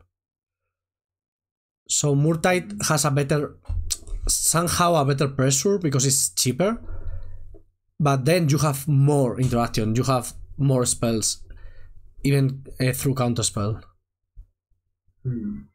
Okay. Especially subtlety. The subtlety game 1 just really messes with your brain. Like the first game we played, you subtlety my Azusa and I lost. Okay. No other deck can do that. Let's recap a little bit how the games went, and let's talk a little bit also what you did for Cyber, because I don't know. So yes, basically, I've noted down the games. I think it was 2-5. So 5 for you, 2 for me, and the game 1 clearly superior. I mean, like it was so difficult game 1 to do anything, especially on the play. On the play it was very difficult, and surprisingly, because I didn't thought it was that much, but game 2 and game 3 it was 10-4. That's very surprising, because I don't think it's that favorable. I don't know if you count differently. Let me recount. No, I 1, 2, 3, 4, 5, 6, 7, 8. No, 8-4. Sorry. 2-4. Okay. No, 8, 9, 9-4. I didn't keep count. I was relying on rewatching the videos to take notes, but yeah, it felt evenish. Like the games were hard fought and everything, so the numbers are a bit skewed, I think. But there are not that many, right? We haven't played 1,000 games. For me, the takeaway is that if I need an Amulet, I really want to make sure I win game 1. So try to mulligan aggressively to the nuts hand, and then I think it's relatively possible that you will win one game between the game 2 and the game 3. Yeah, that's how I feel. So I don't know if that's a good advice because you know better the deck, but I would say you force the nuts in game 1, and in game 2 you can be a little bit more keeping the hands. Yeah, that was greens and late game. Yeah, that's also what I was trying to do. Like game 1, especially because the Saga. Game 1 you cannot interact with Saga, basically. Like one Boseiju, right? So every hand with Saga is an Amulet, there's no Force of Vigor, so you can really go for those, even on 5. But then, game 2 and game 3, that's a liability, so yeah, it has to be a ring game, get my land drops. There's also a lot of sequencing involved in, like, if I play a lot of bounce lands, and you land a Magus, I don't have lands, right?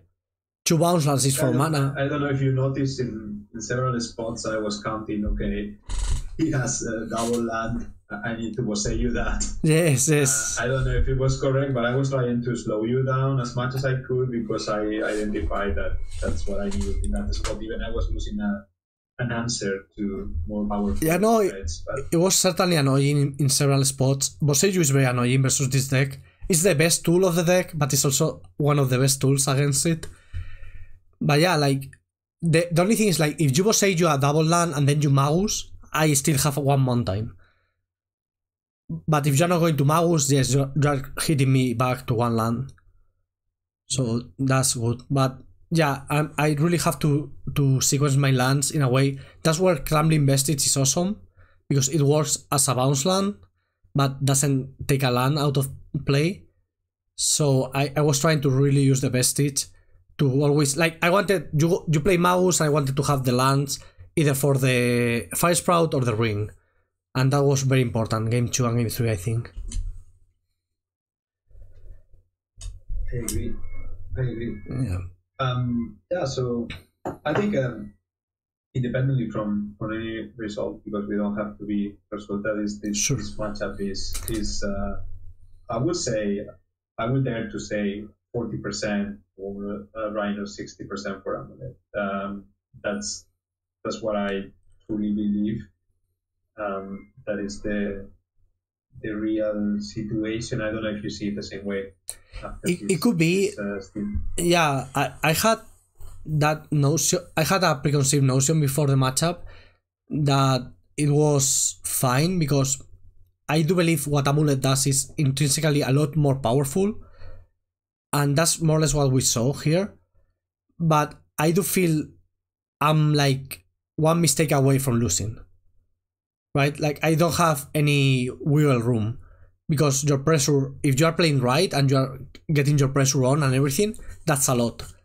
So I think this is the kind of matchup I would rather play on round 1 when I'm fresh than on round 8 when I'm super tired and I'm prone to more mistakes. Yeah, there were a lot of games won now that I remember that we were facing your Titan, and if we would have on the top like an ice or a dead gone, we could win. Yeah, had it.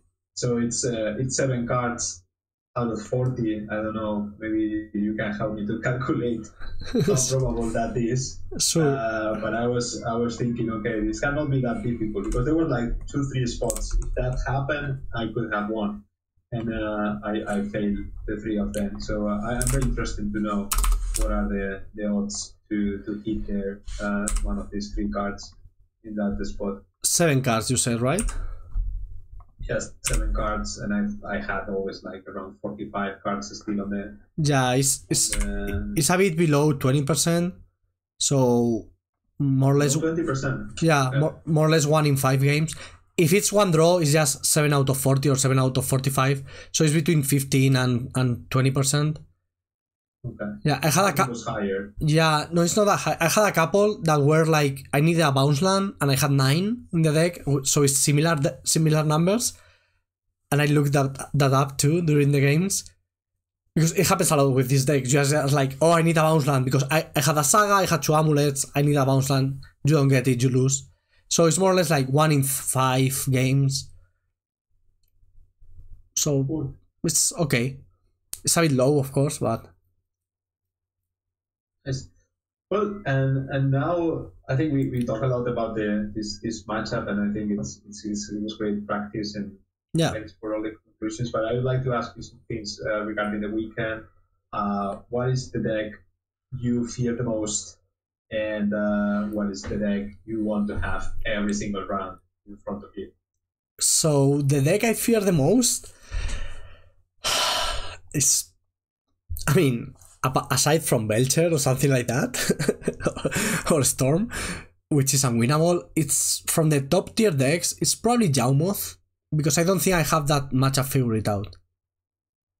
I have been playing a bit, but I don't have it, and it's a race. The die roll, it matters a lot.